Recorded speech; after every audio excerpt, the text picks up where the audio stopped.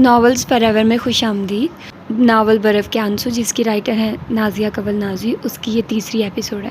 آپ لوگوں کو تھوڑا بہت شور آ رہا ہوگا تو وہ پنکھا چل رہا ہے، تو آپ لوگوں کو تھوڑا اس کو اگنور کرنا پڑے گا۔ اس کے علاوہ میرا گلا بھی تھوڑا بیٹھا بیٹھا فیل ہو رہا ہے، کیونکہ میں صبح صبح ریکارڈنگ کر رہی ہوں، تو جب بھی انسان اٹھتا ہے تو اس کا گلا ایسے ہی ہوا ہوتا ہے۔ میرا تو موسٹلی ایسے ہوتا ہے، تو اور ویسے بھی میں رات کو 1 بجے تک ریکارڈنگ کرتی رہی ہوں، اور پھر صبح میں نے اسٹارٹ کر دیا کیونکہ رات کو میں ایک ناول پڑھ رہی تھی، اور ناول مجھے اتنا زیادہ پسند آیا کہ میں نے اس کی 4 ایپیسوڈ ایک ساتھ ہی ریکارڈ کر لی۔ اور وہ ناول میں نے سنگ پارس، وہ میں نے دوسرے چینل پر اپلوڈ کر دیا ہے، تو آپ لوگ اس کے بعد اس چینل پر جا کر وہ ناول سن سکتے ہیں۔ اس کا نیچے ڈسکرپشن میں لنک بھی دے دوں گی، ٹھیک ہے، اور اینڈ پر بھی میں بول دوں گی کہ آپ لوگ وہ جا کر سن لیجیے گا۔ اتنا کوئی زبردست وہ ناول ہے، ابھی کمپلیٹ نہیں ہوا، مطلب ابھی میں نے اس کی ساری ایپیسوڈز نہیں پڑھی ہیں، تو آج میں اس کی 3 ہی ایپیسوڈ پرووائڈ کر رہی ہوں، کل 3 پرووائڈ کروں گی۔ وہ اتنا اچھا ناول ہے، میرا دل ہی نہیں کر رہا تھا کہ میں اس کو ختم کر دوں، لیکن رات بہت ہو گئی تھی اور مجھ سے پڑھا بھی نہیں جا رہا تھا، تو مجھے روکنی پڑی پھر اس کی ریکارڈنگ، اور پھر جا کر پھر میں نے کہا کہ چلو آپ چھوڑو۔ تو آئیے جلدی سے سٹارٹ کرتے ہیں اس ایپیسوڈ کو بغیر کسی دیر کے۔ اگلی صبح موہت ہسپتال سے ڈسچارج ہو کر گھر آ گیا تو اس کی آنکھوں میں اور چہرے پر اتنی خوشی اور چمک تھی کہ خود فیہا بھی اس سے دیکھ کر حیران رہ گئی تھی۔ اذہان ابھی سو رہا تھا۔ جواد صاحب مرینا بیگم کا ہاتھ تھامے انہیں ڈائننگ ٹیبل کے قریب لے آئے تھے۔ فیہا بیٹے، جلدی سے گرما گرم ناشتہ لے آؤ، دیکھو آج ایک شہزادی رستہ بھول کر ہمارے غریب خانے پر تشریف لے آئی ہیں۔ مرینا بیگم مسکرائی تھی، جبکہ کچن کے دروازے پر کھڑی فیہا جیسے ساکت رہ گئی تھی۔ اسے یقین ہی نہیں آ رہا تھا کہ واقعی موہت کی مما اس گھر میں واپس لوٹ آئی ہیں۔ اوہ ہیلو، کوما میں بعد میں چلی جانا، پہلے میری سویٹ مما کے لیے اچھا سا ناشتہ لے آؤ۔ شاباش، موہت نے اس کی آنکھوں کے سامنے چٹکی بجاتے ہوئے جتنے فریش لہجے میں کہا تھا، اس نے اسے اتنا فریش کبھی نہیں دیکھا تھا۔ تبھی وہ آگے بڑھی تھی اور بنا کسی ہچکچاہٹ کے سیدھی مرینا بیگم کے گلے جا لگی تھی۔ السلام علیکم مما انی، کیسی ہیں آپ؟ وعلیکم السلام، تم کیسی ہو بیٹے؟ بنا کسی جان پہچان کے انہوں نے اس کے سر پر پیار دیا تھا، تبھی وہ ان سے الگ ہوئی تھی۔ میں تو ٹھیک ہوں مما انی، اب آپ کو دیکھ کر اور بھی ٹھیک ہو گئی ہوں۔ اس کی نظریں موہت پر تھی، وہ بھی اسے ہی دیکھ رہا تھا۔ مرینا بیگم ایک پل میں بہت کچھ سمجھ گئی تھی۔ تبھی جواد صاحب بولے تھے، بیٹا اب ناشتہ لے آؤ جلدی، میری بیوی کل سے بھوکی ہے، باقی باتیں ناشتے کے بعد کر لینا پلیز۔ جی ماموں، مسکرا کر کہتے ہوئے وہ کچن میں گھس گئی تھی۔ موہت اذہان کے پاس چلا آیا جو اسی کے کمرے میں اس کے بیڈ پر سویا ہوا تھا۔ اسے اور تو کچھ نہ سوجا، الارم اٹھا کر اس کا ٹائم سیٹ کر دیا۔ اگلے ہی پل بے دردی سے بجتا الارم اس نے اذہان کے سر کے قریب رکھ دیا تھا، جس پر وہ سخت کوفت کا شکار ہوتے ہوئے بیدار ہوا۔ کیا مصیبت ہے یار، مندی مندی آنکھوں سے ہاتھ بڑھا کر اس نے الارم آف کیا اور جھنجھلا کر اٹھ بیٹھا تھا۔ السلام علیکم، صبح بخیر۔ جیسے ہی اس کی نظر موہت پر پڑی وہ مسکرا دیا۔ اوہ، تو یہ تمہاری کارستانی تھی، کب آئے ہسپتال سے؟ وہ اب تکیہ چھوڑ کر سیدھا ہو بیٹھا تھا۔ موہت نے بیڈ پر آڑا ترچھا لیٹتے ہوئے مزے سے اس کی گود میں سر رکھ دیا۔ جب دیکھ لیا میرے یار نے، ویسے رات نیند نہیں آئی تھی کیا؟ ہاں یار، مجھے اجنبی جگہ پر مشکل سے ہی نیند آتی ہے، ابھی صبح اذان کے بعد آنکھ لگی تھی۔ اوہ، پھر تو زیادتی ہو گئی تمہارے ساتھ۔ زیادتی تو ہوئی ہے، لیکن چلو خیر، معاف کیا۔ جس انداز میں اس نے کہا تھا، موہت کا کھل کر ہنسنا لازمی تھا۔ مہربانی، چلو اب فریش ہو کر آ جاؤ بھائی، تمہارے لیے ایک سرپرائز ہے۔ سرپرائز؟ سرپرائز، اٹھو جلدی، شاباش۔ وہ بہت خوش اور فریش دکھائی دے رہا تھا۔ اذہان کو نہ چاہتے ہوئے بھی واش روم کا رخ کرنا پڑا۔ پھر جس وقت تازہ دم ہو کر وہ باہر ناشتے کی میز پر آیا، وہاں جواد صاحب اور مرینا بیگم کو اکٹھے بیٹھے دیکھ کر حیران رہ گیا۔ پھوپھو، واہ کیا سرپرائز ہے، وہ بھی خوش ہوا تھا۔ مرینا بیگم بے ساختہ مسکرا دی۔ تبھی جواد صاحب بولے تھے، سب ہمارے بیٹے کا کمال ہے بھائی، جو کام باپ نہ کر سکا وہ بیٹے نے کر دکھایا۔ ویری گڈ، پھر تو ٹریٹ بنتی ہے اب موہت کی طرف۔ ٹریٹ بھی دے دیں گے یار، پہلے ناشتہ تو کرو، پھر مجھے اپنے ننہال بھی جانا ہے۔ کرسی کھینچتے ہوئے موہت نے کچھ اس انداز میں کہا تھا کہ وہاں موجود سب نفوس بے ساختہ ہنس پڑے تھے۔ اسی اثنا میں فیہا نے اپنی سیٹ سنبھالی تھی۔ اذان کی دھڑکنیں اس پر نظر پڑتے ہی بے ترتیب ہونے لگی تھی۔ جواد صاحب نے بتایا تھا، یہ فیہا ہے، فاطمہ کی بیٹی، ابھی 3 سال قبل اس کے انتقال کے بعد میں اسے اپنے پاس لے آیا تھا۔ واٹ؟ مرینا بیگم کے ہاتھ سے چمچ گرا تھا، جبکہ ان کی آنکھوں میں بے حد حیرانی اور دکھ تھا۔ خود جواد صاحب کی آنکھیں بھی اداس ہو گئی۔ میرے کینیڈا جانے کے بعد ساجد نے رخصتی تو کروا لی تھی، مگر زندگی بھر فاطمہ کو سولی پر چڑھائے رکھا۔ صرف میرے غصے کی وجہ سے اس نے میری بہن کی زندگی جہنم بنا دی، اسے وقت سے پہلے بوڑھا اور کمزور کر دیا، جبکہ اس نے خود دوسری شادی بھی کر لی تھی۔ بہرحال انسان حالات سے لڑ سکتا ہے، تقدیر سے نہیں۔ بہت نارمل لہجے میں وہ انہیں یہ روداد سنا رہے تھے، مگر مرینا بیگم کو لگا ان کا وجود زمین میں دھنستا جا رہا ہو۔ وہ ساری عمر اسی بدگمانی اور تکلیف کا شکار رہی کہ جواد صاحب نے ان کے ساتھ وفا نہیں کی، ان کے ہوتے ہوئے کسی اور کے ہو گئے۔ مگر یہ بھید تو اب کھلا تھا کہ وہ تو اب بھی صرف انہی کے تھے۔ جانے یہ دکھ کی شدت تھی کہ شرمندگی کی انتہا وہ اپنی سیٹ دھکیل کر اٹھتی اور لاؤنج سے باہر نکل آئی تھی۔ جواد صاحب بھی فوراً ان کے پیچھے لپکے تھے۔ مرینا باہر لان میں گلاب کی بار کے قریب کھڑی، اب وہ شدت سے رو رہی تھی۔ جواد صاحب نے محبت سے ان کے ہاتھ تھام لیے۔ کیا ہوا؟ کیوں رو رہی ہو؟ جواد، آئی ایم سوری، میں نہیں جانتی تھی۔ میرا کیا ہوا؟ ایک غلط فیصلہ اتنی زندگیاں برباد کر دے گا۔ میں واقعی آپ کو نہیں سمجھ سکی، پلیز مجھے معاف کر دیں۔ 45 سال کی عمر میں بھی وہ نوخیز لڑکیوں کی طرح بلک رہی تھی۔ تبھی جواد صاحب نے ان کے شانوں کے گرد بازو پھیلا کر انہیں خود میں سمیٹ لیا تھا۔ جو ہونا تھا وہ تو ہو گیا مرینا، اب رونے سے کچھ حاصل نہیں، پلیز۔ مگر میں بہت گلٹ فیل کر رہی ہوں، مجھے پہلے خبر ہو جاتی، کاش۔ پلیز مرینا، جو ہو گیا اسے بھول جاؤ، پلیز۔ اتنے سالوں بعد مجھے اور میرے بیٹے کو خوش ہونے کا موقع ملا ہے، پلیز تم ہماری خوشی کو یوں رو کر مانند مت کرو۔ وہ بہت لجاجت سے کہہ رہے تھے۔ مرینا بیگم نے آہستہ سے آنسو پونچھ کر اپنے لب جواد حسن کے دائیں ہاتھ کی پشت پر ثبت کر دیے۔ میں آپ کی گناہ گار ہوں جواد، اس قابل تو نہیں ہوں کہ اللہ مجھے معاف کرے، پھر بھی پلیز آپ مجھے معاف کر دیں۔ آپ نے معاف کر دیا تو مجھے یقین ہے میرا اللہ بھی مجھے معاف کر دے گا۔ ٹھیک ہے، کر دیا معاف، اب چلو ناشتہ کرو، پھر شہر کے لیے نکلتے ہیں۔ وہ آج بھی ویسے ہی تھے، بے حد سادہ اور سراپا محبت۔ مرینا بیگم کے اندر تک خود سے نفرت کی لہر اتر گئی۔ انہیں لگا جیسے گزرے ہوئے 25 سال انہوں نے کالے پانیوں کی نظر کر دی ہوں۔ اندر ڈائننگ ہال میں موحد، اذہان اور فیہا پریشان سے خاموش بیٹھے تھے۔ انہیں واپس آتے دیکھ کر ان کے چہروں پر رونق لوٹ آئی تھی۔ مرینا بیگم نے ایک نظر خاموشی سے سب کو دیکھا، پھر اپنی سیٹ پر بیٹھ گئی۔ چلو موحد، اپنا اور پاپا کا بیگ تیار کرو، شادی میں بہت کم دن رہ گئے، وہاں شہر میں سب ہمارا انتظار کر رہے ہوں گے۔ اور فیہا بیٹے، آپ بھی اپنا بیگ تیار کر لو۔ ناشتے کے فوراً بعد انہوں نے حکم جاری کیا، جس پر موحد نے مسکرا کر، جبکہ فیہا نے چونک کر ان کی طرف دیکھا تھا۔ امی، میں تو بیمار ہوں، آپ فیہا سے کہیے یہ اپنے ساتھ ہمارے بیگ بھی تیار کر لے۔ تمہاری بیماری کا پتہ لگ گیا مجھے، زیادہ ڈرامے بازی کی تو لگاؤں گی ایک۔ اس بار انہوں نے ذرا سا ڈپٹا تھا۔ جواباً موحد اور جواد صاحب دونوں ہی کھلکھلا کر ہنس پڑے تھے۔ دیکھ لیا ابو، امی بہت پہنچی ہوئی چیز ہے۔ وہ شرارتی ہو رہا تھا۔ فیہا نے ناشتہ ادھورا چھوڑ دیا۔ ممانی، میں ماموں اور موحد کا بیگ تیار کر دیتی ہوں، مگر آئی ایم سوری میں آپ کے ساتھ نہیں جا سکوں گی کیونکہ مجھے شہر میں رہنے کی عادت نہیں ہے۔ مرینا بیگم جو موحد کی بات پر مسکرا رہی تھی، اب سنجیدگی سے اسے دیکھنے لگی۔ صرف چند دن کی بات ہے فیہا، چند دن بھی نہیں رہ سکتی۔ ممانی، آئی ایم سوری۔ وہ ماضی کے سارے قصے سے باخبر تھی۔ مرینا بیگم کو بے حد ندامت محسوس ہوئی تھی، خود اذہان کا دل جیسے بجھ کر رہ گیا تھا۔ ٹھیک ہے، تو پھر کسی کا بھی بیگ تیار کرنے کی ضرورت نہیں ہے۔ اذہان، تم چلے جاؤ شہر، معظم بھائی سے کہہ دینا میری مجبوری ہے، میں نہیں آ سکتی۔ وہ مکمل سنجیدگی اور یاسیت سے کہہ رہی تھی۔ فیہا کو نہ چاہتے ہوئے بھی ہتھیار پھینکنے پڑے تھے۔ اوکے، میں چل رہی ہوں آپ کے ساتھ۔ جیسے اس نے کہا، اذہان کے لب فوراً مسکرا اٹھے تھے، جبکہ موحد بھی ہنس دیا تھا۔ دیکھا ابو، کتنی سمجھدار ہے میری امی، بالکل مجھ پر گئی ہیں۔ کوئی شک نہیں، جواد صاحب بھی مسکرائے تھے۔ اسی روز شام میں وہ سب شہر کے لیے روانہ ہو گئے تھے۔ پچھلی رات کا پہر تھا۔ اینا کی آنکھ اپنے سیل کی وائبریشن سے کھلی تھی۔ اس نے نیند سے بوجھل پلکوں کو بامشکل واہ کر کے اسکرین کو دیکھا۔ وہاں ریحان کا نام جگمگا رہا تھا۔ ایک دم اس کے دل کی دھڑکن تیز ہوئی تھی، جبکہ ہاتھ کپ کپا اٹھے۔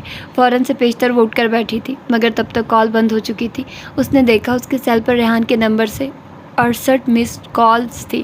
وہ حیران ہی تو رہ گئی، پورے 6 ماہ کے بعد وہ شخص بھلا اتنی شدت سے اسے کیوں یاد کر رہا تھا؟ اس سے پہلے کہ وہ اس سوال پر مزید الجھتی، اس کا سیل پھر بجنا شروع ہو گیا تھا۔ اس بار اس نے بنا کسی تاخیر کے فوراً کال پک کر لی تھی۔ ہیلو، اس کی مدھم سی ہیلو کے جواب میں دوسری طرف کچھ لمحوں کے لیے خاموشی چھائی رہی تھی، پھر وہ بولا تھا، کیسی ہو؟ اینا کی طرح اس کی آواز بھی بے حد بوجھل تھی، جیسے وہ نشے میں ڈوب کر بول رہا ہو۔ اینا کو لگا جیسے اس کا دل پسلیاں توڑ کر باہر نکل آئے گا۔ کچھ لمحوں تک باوجود کوشش کے وہ کچھ بول نہ پائی تو رو پڑی۔ تبھی وہ تڑپا تھا، اینا، مگر وہ اس کی پکار سنے بغیر شدت سے روتی رہی۔ ऐना मेरी बात सुनो प्लीज़। उससे बर्दाश्त न हुआ तो वो बोल उठा। उसे ना चाहते हुए भी अपनी सिसकियों का गला घूंटना पड़ा था। मैं मिलना चाहता हूँ कल तुमसे, किसी भी कीमत पर, प्लीज़। जैसे ही उसके रोने की शिद्दत कम हुई उसे रेहान की आवाज़ सुनाई दी। वो मज़ीद हैरान हो गई। क्यों? तुम्हारी एक अमानत है मेरे पास, वापस करनी है। तो घर क्यों नहीं आ जाते आप? घर नहीं आ सकता मैं।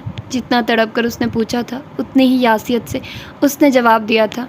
वो फिर चौंक गई। क्यों क्यों नहीं आ सकते? बस कुछ मजबूरियां हैं, कल मिलोगी तो सब बताऊंगा। ठीक है, मेरा बेटा कैसा है? और इस सवाल पर दूसरी तरफ फिर गमगीन खामोशी छा गई थी। ठीक है। काफ़ी देर की खामोशी के बाद उसने जवाब दिया था। ऐना का पूरा जिस्म पसीने में शराबूर हो गया। कहाँ मिल सकती हूँ मैं आपसे? मेरे ऑफिस आ जाना। पता मैं तुम्हें अभी मैसेज में सेंड कर दूँगा। फ़िलहाल घर में किसी को भी मत बताना प्लीज़। आप ठीक तो हैं? ओके, मैं आ जाऊँगी। शुक्रिया। अम्मी कैसी हैं? ठीक है। शगुफ्ता आंटी और बाकी सब ठीक है। और तुम? बिल्कुल अचानक उसने पूछा था। ऐना के गले में फिर आंसुओं का फंदा लग गया। मैं भी ठीक हूँ, शुक्र है मालिक का। चलो अब सो जाओ, मैं कल शाम 4 बजे तुम्हारा इंतज़ार करूँगा। ठीक है, वो आहिस्ता से बोली थी। उसका दिल चाह रहा था कि रेहान कॉल बंद ना करे, मगर एक लंबी चुप के बाद उसने आहिस्ता से कॉल ड्रॉप कर दी थी। अगले रोज़ ठीक 4 बजे बिना किसी को बताए वो एक दोस्त से मिलने का बहाना करके ड्राइवर के साथ घर से निकल आई थी। रेहान की कॉल के बाद उसका एक एक लम्हा जैसे सूली पर लटकते हुए गुजरा था। रेहान ने अपने ऑफिस का जो एड्रेस उसे मैसेज में सेंड किया था वो उस एड्रेस पर पहुंच चुकी थी। लिहाजा ड्राइवर को वापस भेजकर वो सामने मौजूद शानदार इमारत की तरफ बढ़ आई थी। इमारत के अंदर का माहौल बाहर से भी ज़्यादा शानदार था। उसने रिसेप्शन पर अपना नाम बताया और रेहान मलिक से मुलाकात की दरख्वास्त की। जवाबन अगले ही पल उसे एक शानदार से कमरे की तरफ भेज दिया गया। शायद वो पहले ही उसके लिए अपने स्टाफ को हदायत कर चुका था। ऐना को लगा जैसे उसके कदम मन भारी हो रहे हों, जबकि दिल बहुत तेज़ी से धड़क रहा था। सामने मौजूद दरवाजे पर हल्की सी नॉक के साथ जैसे वो कमरे में दाखिल हुई, सामने मौजूद रेहान मलिक को देखकर उसकी आंखों से आंसू जारे हो गए। बेहद थकी हुई आंखों के नीचे बड़े बड़े हल्के, बेहद कमज़ोर सेहत, ऊपर से काफ़ी रोज़ की बड़ी हुई शेप उसे किसी और ही रेहान मलिक से मिला रही थी। रेहान ने उसकी आंखों में आंसू देखे थे और फिर एक ज़ख्मी मुस्कुराहट उसके लबों पर बिखर कर रह गई थी। आओ ऐना, प्लीज़। वो उसे अपने सामने बड़ी कुर्सी पर बैठने की हदायत दे रहा था। ऐना किसी रोबोट की मानित चलती हुई खामोशी से बैठ गई। किसके साथ आई हो? पहला सवाल हुआ था। ऐना ने अपनी नज़रें उसके चेहरे से नहीं हटाई। ड्राइवर के साथ। यहाँ तक आने में कोई मुश्किल तो पेश नहीं आई? नहीं।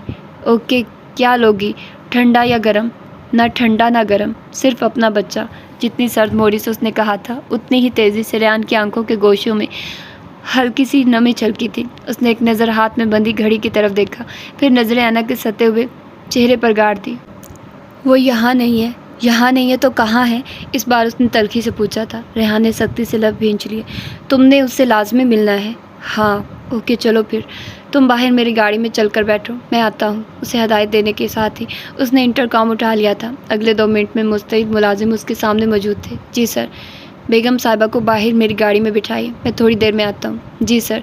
ताबेदारी से सर हिलाता मुलाजिम फ़ौरन ही उसे बाहर रेहान की गाड़ी तक ले आया था। ऐना मुख्तलिफ खदशात का शिकार होती चुपचाप गाड़ी में बैठ गई थी। आसमान काले स्याह बादलों से ढका हुआ था।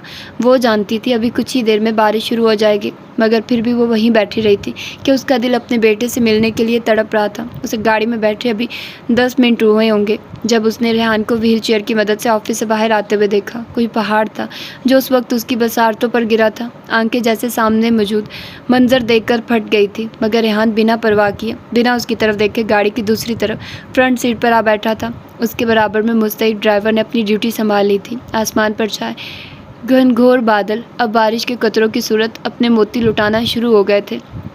ऐना खाली खाली निगाहों से रास्तों को तकती अपनी सिसकियां दबाए बैठी रही थी। तकरीबन 25 मिनट की ड्राइव के बाद शहर से कदरे फासले पर एक दरमियाने दर्जे के रेस्टोरेंट के सामने गाड़ी रुकी थी। ड्राइवर ने मुस्तैदी से निकलकर ऐना की तरफ का गाड़ी का दरवाज़ा लॉक खोला था।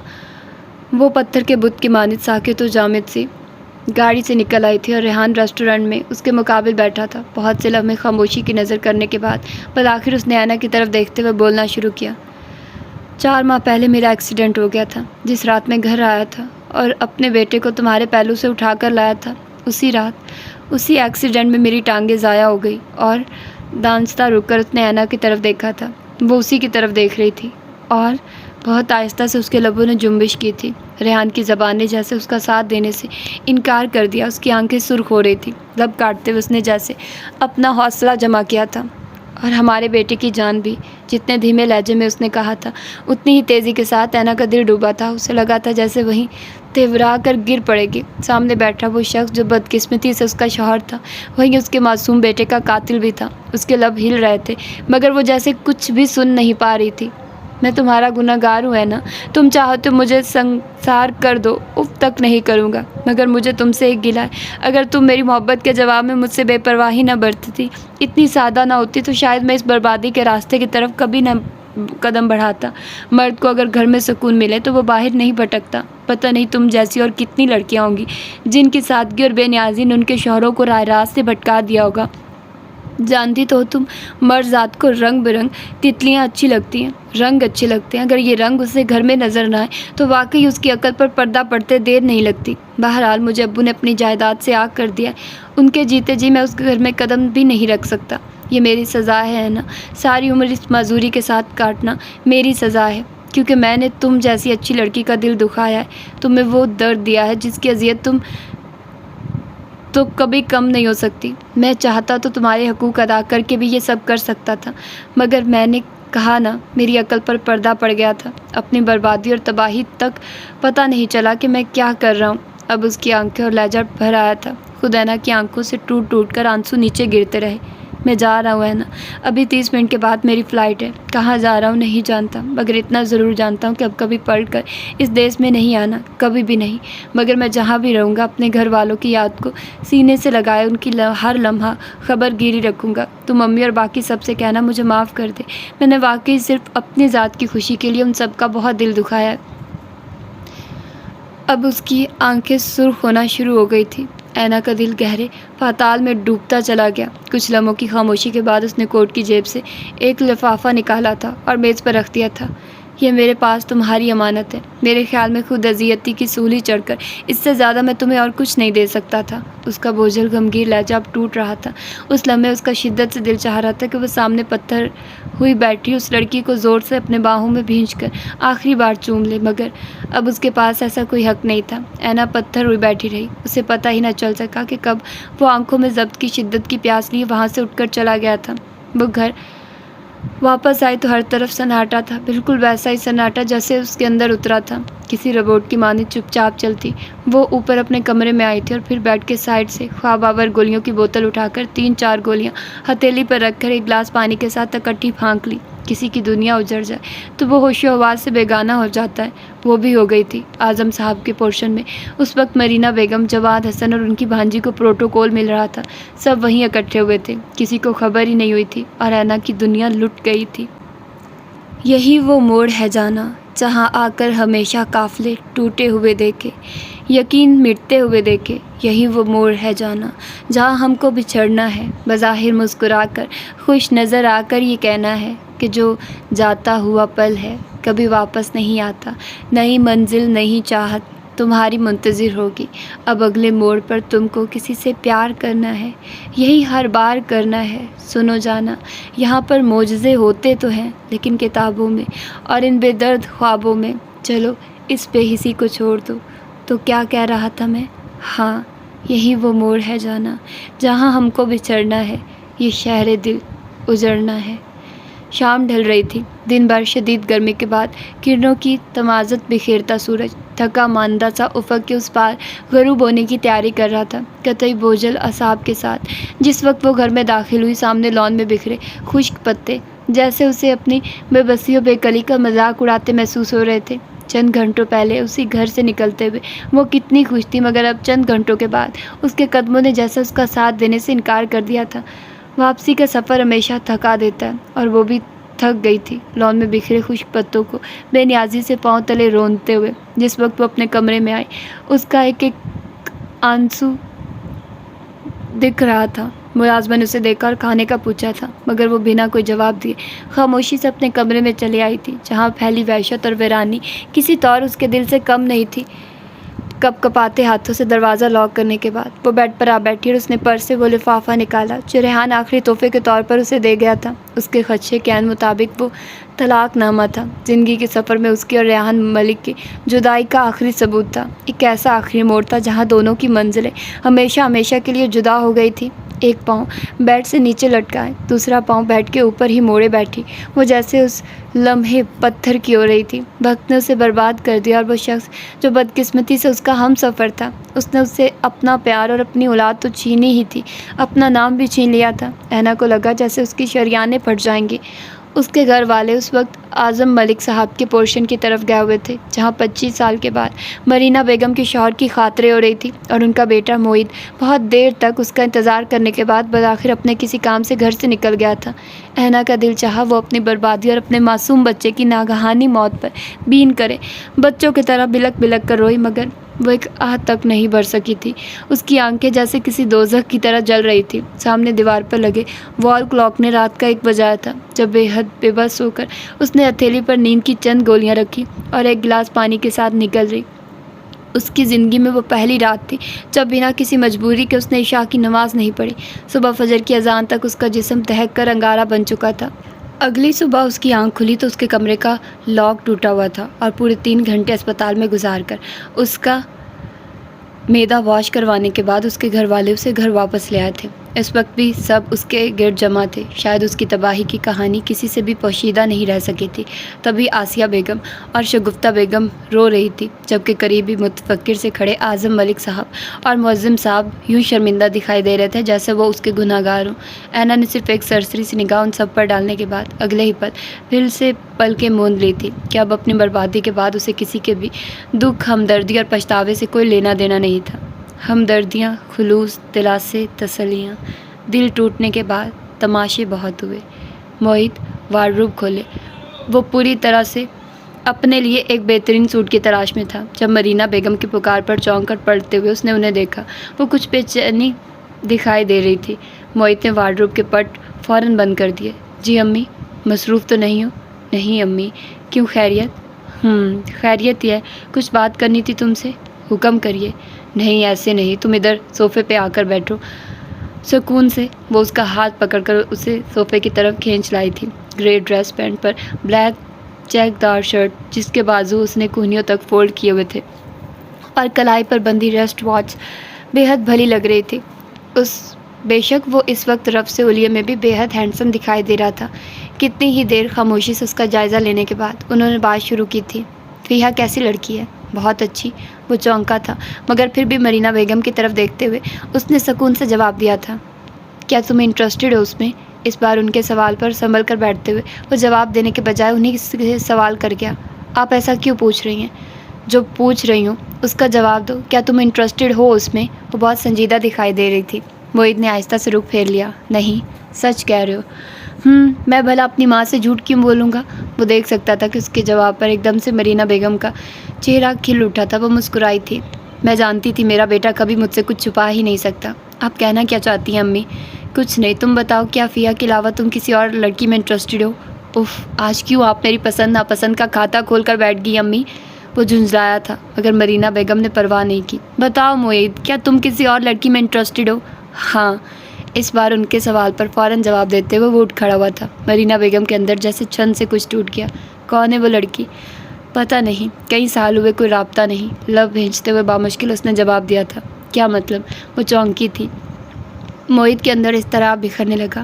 امی پلیز، کیا ہم کسی اور ٹاپک پر بات کر سکتے ہیں؟ ہاں۔ ایک نظر اس کے چہرے کی طرف دیکھتے ہوئے انہوں نے بھی آہستہ سے رخ پھیرا تھا۔ میں اور تمہارے ابو چاہتے ہیں کہ اب تم بھی شادی کر لو۔ اچھا، خیال تو بہت نیک ہے، مگر سوری، میں ابھی اپنی ہاؤس جاب میں بہت مصروف ہوں۔ ذرا سا مسکراتے ہوئے اس نے پینٹ کی پاکٹس میں دونوں ہاتھ چھپائے تھے۔ مرینا بیگم اسے دیکھ کر رہ گئی۔ یہ کوئی ایسی مصروفیت نہیں کہ تم شادی نہ کر سکو۔ امی پلیز، کیا ہو گیا آپ کو؟ ابھی ہم آئزہ کی شادی انجوائے کرنے آئے ہیں اور آپ میرے پیچھے پڑ گئی ہیں۔ ماں ہوں تمہاری، میرا دل بھی چاہتا اپنے اکلوتے بیٹے کی خوشیاں دیکھنے کا، مگر میں ابھی شادی نہیں کرنا چاہتا امی، پلیز۔ وہی تو میں جاننا چاہتی ہوں کہ تم شادی کیوں نہیں کرنا چاہتے۔ بس میرا موڈ نہیں ہے. شادی موڈ دیکھ کر نہیں کی جاتی. تم ہمیں اس لڑکی کا نام پتہ بتاؤ. میں اور تمہارے پاپا عائزہ کی شادی سے فارغ ہوتے ہی اس کے گھر چلے جائیں گے. جس انداز میں انہوں نے کہا تھا موہت کھل کر ہنس پڑا تھا. اچھا جی. آئی ایم سوری امی. وہ لڑکی پاکستان میں نہیں رہتی. ویسے بھی اس کے ماں باپ نہیں مانیں گے کیونکہ میں اس لڑکی سے پیار کرتا ہوں. وہ مجھ سے پیار نہیں کرتی. یہ کیا بات ہوئی؟ بس چھوڑیے آپ اس بات کو. کل عائزہ کی مہندی ہے اور مجھے بھی بہت ضروری کام سے ایک دوست کی طرف جانا ہے. واپسی پر بات ہوگی انشاءاللہ. موہت وہ بہت عجلت میں تھا مگر مرینا بیگم نے پکار لیا. جی امی.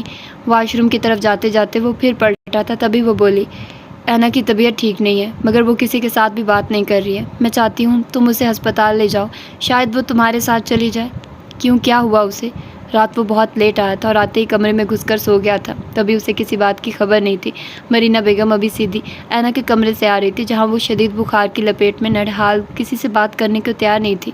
رات سبھی لیٹ سوئے تھے. کسی کو بھی اس کا دھیان نہیں آیا تھا مگر صبح نماز کے وقت بھی جب وہ کمرے سے باہر نہیں نکلی تو سب سے پہلے اس کی فکر کرنے والی مرینا بیگم ہی تھی. انہوں نے ہی سب سے پہلے اس کا دروازہ بجایا تھا اور پھر سب کے جاگ جانے کے بعد ملازم کو ہدایت کر کے اس کے کمرے کا لاک توڑوانے والی بھی وہی تھی.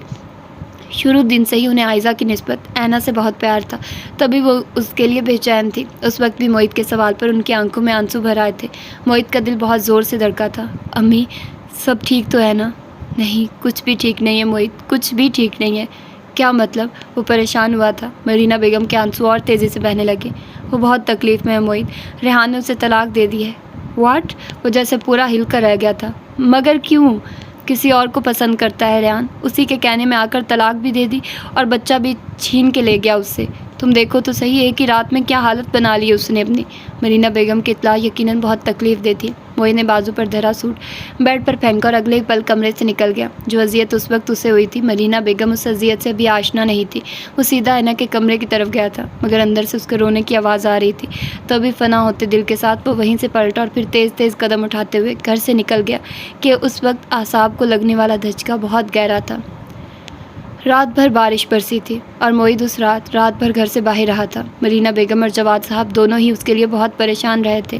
اذہان نے اس کے سب دوستوں کو کال کر کے بھی پتہ کر لیا تھا مگر وہ کہیں بھی نہیں تھا. صبح کی اذان کے بعد جس وقت وہ کمرے میں داخل ہوا اس کی آنکھوں سے جیسے لہو ٹپک رہا تھا. مرینا بیگم جو بھی نماز سے فارغ ہوئی تھی اس کی گاڑی کا ہارن سنتے ہی فوراً لان کی طرف بھاگی تھی. موہت وہ گاڑی سے نکل رہا تھا جب انہوں نے اسے پکارا تھا. جی امی. کہاں چلے گئے تھے کل؟ تمہیں پتہ ہے میں اور تمہارے ابو پوری رات ایک پل کے لیے بھی نہیں سوئے. I am sorry. میں دوست کی طرف نکل گیا تھا. کس دوست کی طرف؟ تمہارے سارے دوستوں کو اذہان نے کال کی تھی. اذہان کو میرے سارے دوستوں کا نہیں پتہ امی. گاڑی کو لاک کرتے ہوئے وہ انہیں بہت مضطرب دکھائی دیا تھا. وہ اسے دیکھتی رہ گئی. تمہاری طبیعت تو ٹھیک ہے نا موہت؟ جی ٹھیک ہے. طبیعت کو کیا ہونا ہے؟ اس بار نظریں چراتے ہوئے وہ پھیکا سا مسکرایا. مرینا بیگم ایک قدم مزید آگے بڑھائی. طبیعت ٹھیک ہے تو آنکھیں کیوں سرخ ہو رہی ہیں تمہاری؟ رات بھر جا کر مووی دیکھتے رہے امی. پلیز آپ پریشان نہ ہو. اینا کی طبیعت کیسی ہے؟ ٹھیک ہے. الجھن بھری نگاہوں سے اسے دیکھتے ہوئے وہ بس یہی کہہ سکی تھی. چلے ٹھیک ہے آپ نماز پڑھ لیں. میں اب تھوڑی دیر سوؤں گا. رات میں پھر مصروف رہنا ہے. ٹھیک ہے. ان کے اس بات میں سر ہلاتے ہی وہ فوراً لمبے لمبے ڈگ بھرتا لان سے اپنے کمرے کی طرف بڑھ گیا. ادھر اذہان کی آنکھ کھلی تو فیا نماز فجر کی ادائیگی کے بعد دونوں بازو گھٹنوں کے گر لپیٹے لان کی سیڑھیوں پر اداس بیٹھی تھی. وہ کتنی ہی دیر بیڈ سے اتر کر کھڑکی میں کھڑا اسے یوں سب سے بے نیاز اداس بیٹھے ہوئے دیکھتا رہا تھا. تقریباً 11 بجے کے بعد موہت کی آنکھ کھلی تو وہ اس کے کمرے میں چلا آیا. کہاں تھے ساری رات؟ تمہیں پتہ ہے تمہاری وجہ سے سب کتنے پریشان رہے ہیں؟ پتہ ہے. ایک آنکھ کھول کر اسے دیکھتے ہوئے اس نے پھر کروٹ بدل لی تھی. وہ جل کر رہ گیا. سالے پتہ تھا تو کیوں تنگ کیا؟ سالہ نہیں ہوں میں تمہارا. نہ ہو سکتا ہوں. خدارا ہندی فلمیں کم دیکھا کرو. چلو ٹھیک ہے کم دیکھ لوں گا. تم بتاؤ کہاں تھے ساری رات؟ کہیں نہیں. یوں ہی سڑکوں پر خاک چھانتا پھر رہا تھا. مگر کیوں؟ اب تو پھپھو اور پھپھا مل گئے ہیں. اب کیا ٹینشن ہے تمہاری؟ بہت ٹینشن ہے ابھی بھی. تم بتاؤ قبر کے فرشتوں کی طرح صبح ہی صبح حساب کتاب لینے کے لیے کیوں نازل ہو گئے ہو؟ اور وہ سیدھا ہوا مگر اب بھی تکیہ اس کے بازوؤں میں دبا تھا. اذہان اس کے برابر میں نیم دراز ہو گیا. تیرا حساب کتاب کلیئر ہے. تجھ سے کیا حساب کتاب کرنا؟ بس اطلاع دینے آیا تھا تجھے کہ آج عائزہ کی مہندی اور گھر میں مہمان آنے شروع ہو گئے. مگر تم ابھی تک بے شرموں کی طرح کمرے میں گھسے پڑے ہو. وہاں ابو اور چاچو پھوپھا جی سے تمہارا پوچھ کر تھک گئے ہیں. اچھا. ایک اور بات بھی پوچھنی تھی. پوچھو. فیا کیسی لڑکی ہے؟ کیوں؟ تم یہ کیوں پوچھ رہے ہو؟ یار پلیز کبھی تو سوال پر سوال کیے بغیر جواب دے دیا کرو. اوکے اچھی لڑکی ہے، بلکہ بہت اچھی لڑکی ہے، کیا تم انٹرسٹڈ ہو اس میں؟ تم سے کہا ہے اس نے؟ نہیں، ویسے ہی پوچھ رہا ہوں، بات کیا ہے؟ بات بھی بتا دوں گا، پہلے تم کلیئر کرو، کیا تم اس میں انٹرسٹڈ ہو؟ نہیں، میری بہن ہے وہ۔ واقعی؟ مرینا بیگم کی طرح ذہان کا چہرہ بھی خوشی سے کھل اٹھا تھا، وہ بے حد حیران رہ گیا۔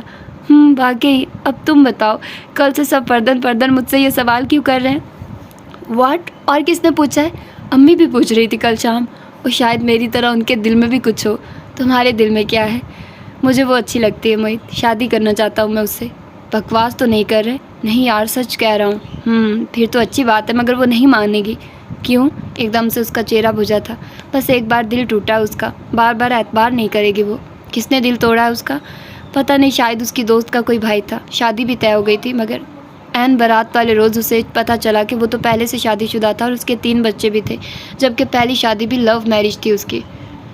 اوہ، وہ افسردہ ہوا۔ موہت بستر سے اٹھ گیا۔ چلو اب تم تھوڑا انتظار کرو، میں شاور لے کر آتا ہوں۔ اسے بیڈ پر نیم دراز چھوڑ کر وہ اپنے کپڑے اٹھاتا واش روم میں گھس گیا تھا۔ تقریباً 15 منٹ کے بعد وہ واش روم سے نکلا تو اذہان وہاں نہیں تھا۔ اس نے ایک نظر بے ترتیب کمرے پر ڈالی، پھر انگلیوں سے بال سنوارتا کمرے سے باہر نکل آیا، جہاں ہال میں مرینا بیگم جیسے اسی کے انتظار میں بیٹھی تھی۔ اٹھ گئے موہت؟ اسے دیکھ کر وہ فوراً اٹھتے ہوئے اس کے قریب آئی تھی۔ موہت نے دونوں ہاتھ پینٹ کی پاکٹس میں گھسا لیے۔ جی امی، السلام علیکم۔ وعلیکم السلام۔ اب کیسی طبیعت ہے تمہاری؟ ٹھیک ہوں امی۔ مجھے کیا ہونا ہے؟ پلیز آپ پریشان نہ ہوں۔ کیسے پریشان نہ ہوں؟ ماں ہوں میں تمہاری، ساری رات ایک پل کے لیے بھی تمہاری وجہ سے نہیں سو سکی میں، مگر تمہیں کیا، تم نے پہلے کب میری پرواہ کی ہے جو اب کرو گے؟ امی پلیز، کیا ہو گیا ہے آپ کو؟ ایسا تو مت کہیے۔ کیوں نہ کہوں؟ تمہیں کچھ اندازہ ہے کہ کل تمہاری وجہ سے میں نے اور تمہارے پاپا نے کتنی تکلیف اٹھائی ہے، کتنی شرمندگی کا سامنا کیا؟ یہاں سب کی جان پر بنی تھی اور تم وہاں مزے سے دوست کے ساتھ مووی دیکھتے رہے، ایک پل کے لیے بھی تمہیں ہماری پریشانی کا خیال نہیں آیا؟ آئی ایم سوری، اب چھوڑ دے اس بات کو پلیز۔ اس کی آنکھیں اب بھی سرخ تھی، جبکہ چہرہ ستا ہوا دکھائی دے رہا تھا، جیسے وہ ساری رات جاگ کر بہت بے چین رہا ہو۔ تبھی وہ اسے زبردستی ناشتے کی میز کی طرف کھینچ لائی تھی۔ ابو کہاں ہیں؟ کیا ابھی تک سو رہے ہیں؟ نہیں، تمہارے ماموں کے ساتھ کسی کام سے باہر گئے، مجھ سے کہہ رہے تھے تمہیں اٹھا دوں، مگر میں نے بتا دیا کہ رات بھر تم اپنے کسی دوست کے ساتھ جا کر کام میں مصروف رہے ہو، اسی لیے اٹھانا مناسب نہیں۔ وہ اسے چائے ڈال کر دیتے ہوئے تفصیل بتا رہی تھی۔ موہت نے کل کا اخبار دوبارہ ٹیبل پر رکھ دیا۔ اوہ امی، آپ بھی نہ، بس میں جاگ ہی رہا تھا، اٹھا لیتی۔ بس چپ کرو تم۔ رات اینا کی طبیعت بہت خراب ہو گئی تھی، بخار اتر ہی نہیں رہا تھا، اوپر سے اس نے گولیاں بھی زیادہ کھا لی تھی، بڑی مشکل سے جان بچی ہے۔ سچ پوچھو تو میرا دل اسے دیکھ کر بہت کٹتا ہے۔ اب کیسی طبیعت ہے اس کی؟ بے چینی سے پہلو بدلتے ہوئے اس نے لب بھینچے تھے۔ مرینا بیگم اس کے سامنے ہی ٹک گئی۔ کیسی طبیعت ہونی ہے؟ کل سے نہ آنکھیں کھول رہی ہے، نہ کچھ کھا پی رہی ہے، نہ ہی کسی سے بات کر رہی ہے، سب اسے لے کر بہت پریشان ہے، مگر ستم ظریفی دیکھو کہ کوئی بھی اس موقع پر اس کا غم نہیں بٹا سکتا۔ بھائی صاحب نہیں چاہتے کہ کسی بھی رشتہ دار عائزہ کے سسرال والوں کو اینا کی بربادی کا پتہ چلے۔ وہ جلد از جلد عائزہ کی شادی کے فرض سے سب کو دوش ہونا چاہتے ہیں، اور مزید اب اس معاملے میں کوئی بھی رکاوٹ برداشت نہیں کر سکتے، اسی لیے اینا کی دلجوئی کرنے کے بجائے سب شادی کی تیاریوں میں لگے ہیں۔ یہ تو ظلم ہے امی، اس لڑکی پر قیامت ٹوٹ گئی اور کسی کے پاس اس کے آنسو پوچھنے کا بھی وقت نہیں۔ موہت کو دکھ ہوا تھا۔ مرینا بیگم نے نظریں چرا لی۔ سب مجبور ہے موہت، عائزہ کی شادی ہم سب کے لیے بہت بڑا مسئلہ بنی ہوئی ہے، ایسے میں اگر کسی کو اینا کی بربادی کا پتہ چلے گا تو پتہ نہیں کیسی کیسی باتیں بنیں گی، سب ہمارے گھر پر انگلیاں اٹھائیں گے، اسی لیے بھائی صاحب مصلحتاً اس بات کو چھپا رہے ہیں۔ ٹھیک ہے، میں دیکھتا ہوں اسے۔ فوراً چائے کا کپ ٹیبل پہ رکھتے ہوئے وہ اٹھ کھڑا ہوا تھا۔ اینا بیڈ پر لیٹے چھت کو گھور رہی تھی، جبکہ اس کا چہرہ بخار کی عدت سے تمتما رہا تھا۔ موہت ہلکی سی دستک کے بعد اس کے کمرے میں چلا آیا۔ السلام علیکم۔ اس کا مسدہ حال دیکھ کر اس کا دل کٹا تھا، مگر اس نے چہرے پر زبردستی مسکان سجا لی تھی۔ اینا اسے قریب پا کر جلدی سے اٹھ بیٹھی۔ وعلیکم السلام، کیسی ہو؟ میں نے سنا ہے کہ تم نے کل رات خودکشی کی کوشش کی تھی۔ کرسی گھسیٹ کر وہ اس کے بیڈ کے قریب لے آیا تھا۔ اینا نے گھٹنوں میں منہ چھپا لیا۔ ایسی کوئی بات نہیں، میں زندگی اتنی آسانی سے میرا پیچھا چھوڑنے والی ہے، قدر تلخی سے کہتے ہوئے اس کا لہجہ بھرا گیا تھا۔ موہت کا دل ڈوب کر ابھرا۔ تم زندگی سے پیچھا کیوں چھڑانا چاہتی ہو؟ پتہ نہیں۔ اب وہ رو رہی تھی۔ موہت کے دل کو کچھ ہونے لگا تھا۔ اینا، عجیب یاسیت سے اس نے اسے پکارا تھا، مگر اینا نے جواب نہیں دیا۔ اینا، تم اتنی کمزور تو کبھی بھی نہیں تھی، مجھے ہمیشہ تمہاری بہادری پر فخر رہا ہے۔ تمہیں یاد ہے بچپن میں ایک بار جب تم میرے ساتھ سائیکل پر بیٹھی تھی اور میں نے تمہیں شرارت سے گرا دیا تھا، تب تمہیں کتنی چوٹ لگی تھی، مگر تم نے کوئی واویلا نہیں کیا تھا، تم خاموشی سے اپنا بہتا ہوا خون دیکھتی رہی تھی۔ اسی خاموشی کی تو سزا مل رہی ہے اب۔ ایسا نہیں کہتے ہیں نا، اللہ کی رحمت سے کبھی مایوس نہیں ہوتے۔ وہ اپنے پیاروں کو آزمائش کی بھٹی میں ڈال کر کندن ضرور بناتا ہے، مگر انہیں کبھی بے آسرا نہیں چھوڑتا۔ خیر، میں یہاں تمہیں کوئی لیکچر دینے نہیں آیا، بلکہ تمہاری طبیعت معلوم کرنے آیا ہوں۔ دکھاؤ بخار کیسا ہے اب؟ اپنائیے سے کہتے ہوئے اس نے اٹھ کر اینا کی پیشانی پر ہاتھ رکھا جو آگ کی طرح جل رہی تھی۔ اوہ، تمہیں تو اب بھی بہت تیز بخار ہے، پتہ نہیں ہوش کیسے سلامت ہے تمہاری۔ بہرحال میں دوا بھجواتا ہوں، وہ کھا لینا، اور فیہا کو کہتا ہوں وہ تمہاری پیشانی پر ٹھنڈے پانی کی پٹی رکھ دے گی۔ اصل میں شادی والا گھر ہے، سبھی اپنی اپنی جگہ مختلف کاموں میں پھنسے ہوئے ہیں، تم مائنڈ مت کرنا پلیز۔ وہ اسے تسلی دے رہا تھا۔ اینا کی آنکھیں آنسوؤں سے بھر آئی۔ مجھے کسی سے کوئی گلہ نہیں، شاید یہی سب میری تقدیر میں لکھا تھا کہ میری تعلیم ادھوری چھڑوا کر میری مرضی کے خلاف زبردستی میری شادی کر دی، اور پھر میرا شوہر مجھے صرف اس لیے ٹھکرا کر چلا گیا کہ میں ایک گھریلو لڑکی کیوں ہوں، دنیا کی دوسری ماڈرن لڑکیوں کی طرح فیشن کیوں نہیں کرتی۔ میرے 1 سال کے معصوم سے بچے کو مجھ سے چھین کر صرف اس لیے موت کے حوالے کر دیا کہ اس کے باپ کو اس کے دادا نے اپنی جائیداد سے آگ کر دیا۔ آپ جائیے یہاں سے، مجھے کسی کی ہمدردیوں کی ضرورت نہیں ہے۔ اب وہ رو پڑی تھی۔ موہت جیسے شاک رہ گیا۔ کیا کہہ رہی ہو اینا؟ ایسا کیسے ہو سکتا ہے؟ ایسا ہی ہوا ہے، کوئی نہیں جانتا میں کس قیامت سے گزری ہوں۔ ریحان نے ایکسیڈنٹ میں میرا بچہ گنوا دیا اور اپنی ٹانگیں بھی، اسی لیے اس نے مجھے آزاد کر دیا، مگر تایا ابو اس سے پہلے ہی اسے اپنی جائیداد اور اس گھر سے آگ کر چکے ہیں۔ وہ زندگی میں کبھی اس گھر میں قدم نہیں رکھ سکتا، کبھی بھی نہیں۔ اس بار وہ موہت کا ہاتھ تھام کر اس پر اپنا سر ٹکائے روتی رہی تھی۔ موہت کے اندر آتش فشاں سے پھٹتے رہے۔ اس کا ہاتھ اینا کے آنسوؤں سے بھیگ رہا تھا، مگر اس نے اسے رونے دیا۔ کچھ درد ایسے ہوتے ہیں جن کا آنسوؤں کے ذریعے باہر نکل جانا ہی بہتر ہوتا ہے، نہیں تو وہ اندر ہی اندر گھاؤ بن کر بدن کو چاٹ جاتے ہیں۔ زندگی میں دوسری بار وہ شدید تکلیف سے گزر رہا تھا۔ اس سے پہلے یہ تکلیف اسے اس وقت محسوس ہوئی تھی جب اس نے اپنی تعلیم کے دوران پاکستان فون کرنے پر مرینا بیگم سے اینا کی اچانک شادی کا سنا تھا۔ روح جسم سے کیسے نکلتی ہے، کوئی اس وقت اس سے پوچھتا۔ پورے 1 ہفتے وہ بستر سے اٹھ نہیں سکا تھا، اور اب ایک مرتبہ پھر اس کا دل اس کے مقابل آ کھڑا ہوا تھا۔ کل آئزہ کی مہندی تھی اور اس کا دل چاہ رہا تھا وہ کہیں چلا جائے، کسی ایسی دنیا میں جہاں کسی دکھ اور بے سکونی کا نام تک نہ ہو، مگر یہ بھی اس کے اختیار میں نہیں تھا۔ اس رات بہت دنوں کے بعد پھر اس نے کمرہ بند کر کے بہت زیادہ اسموکنگ کی تھی۔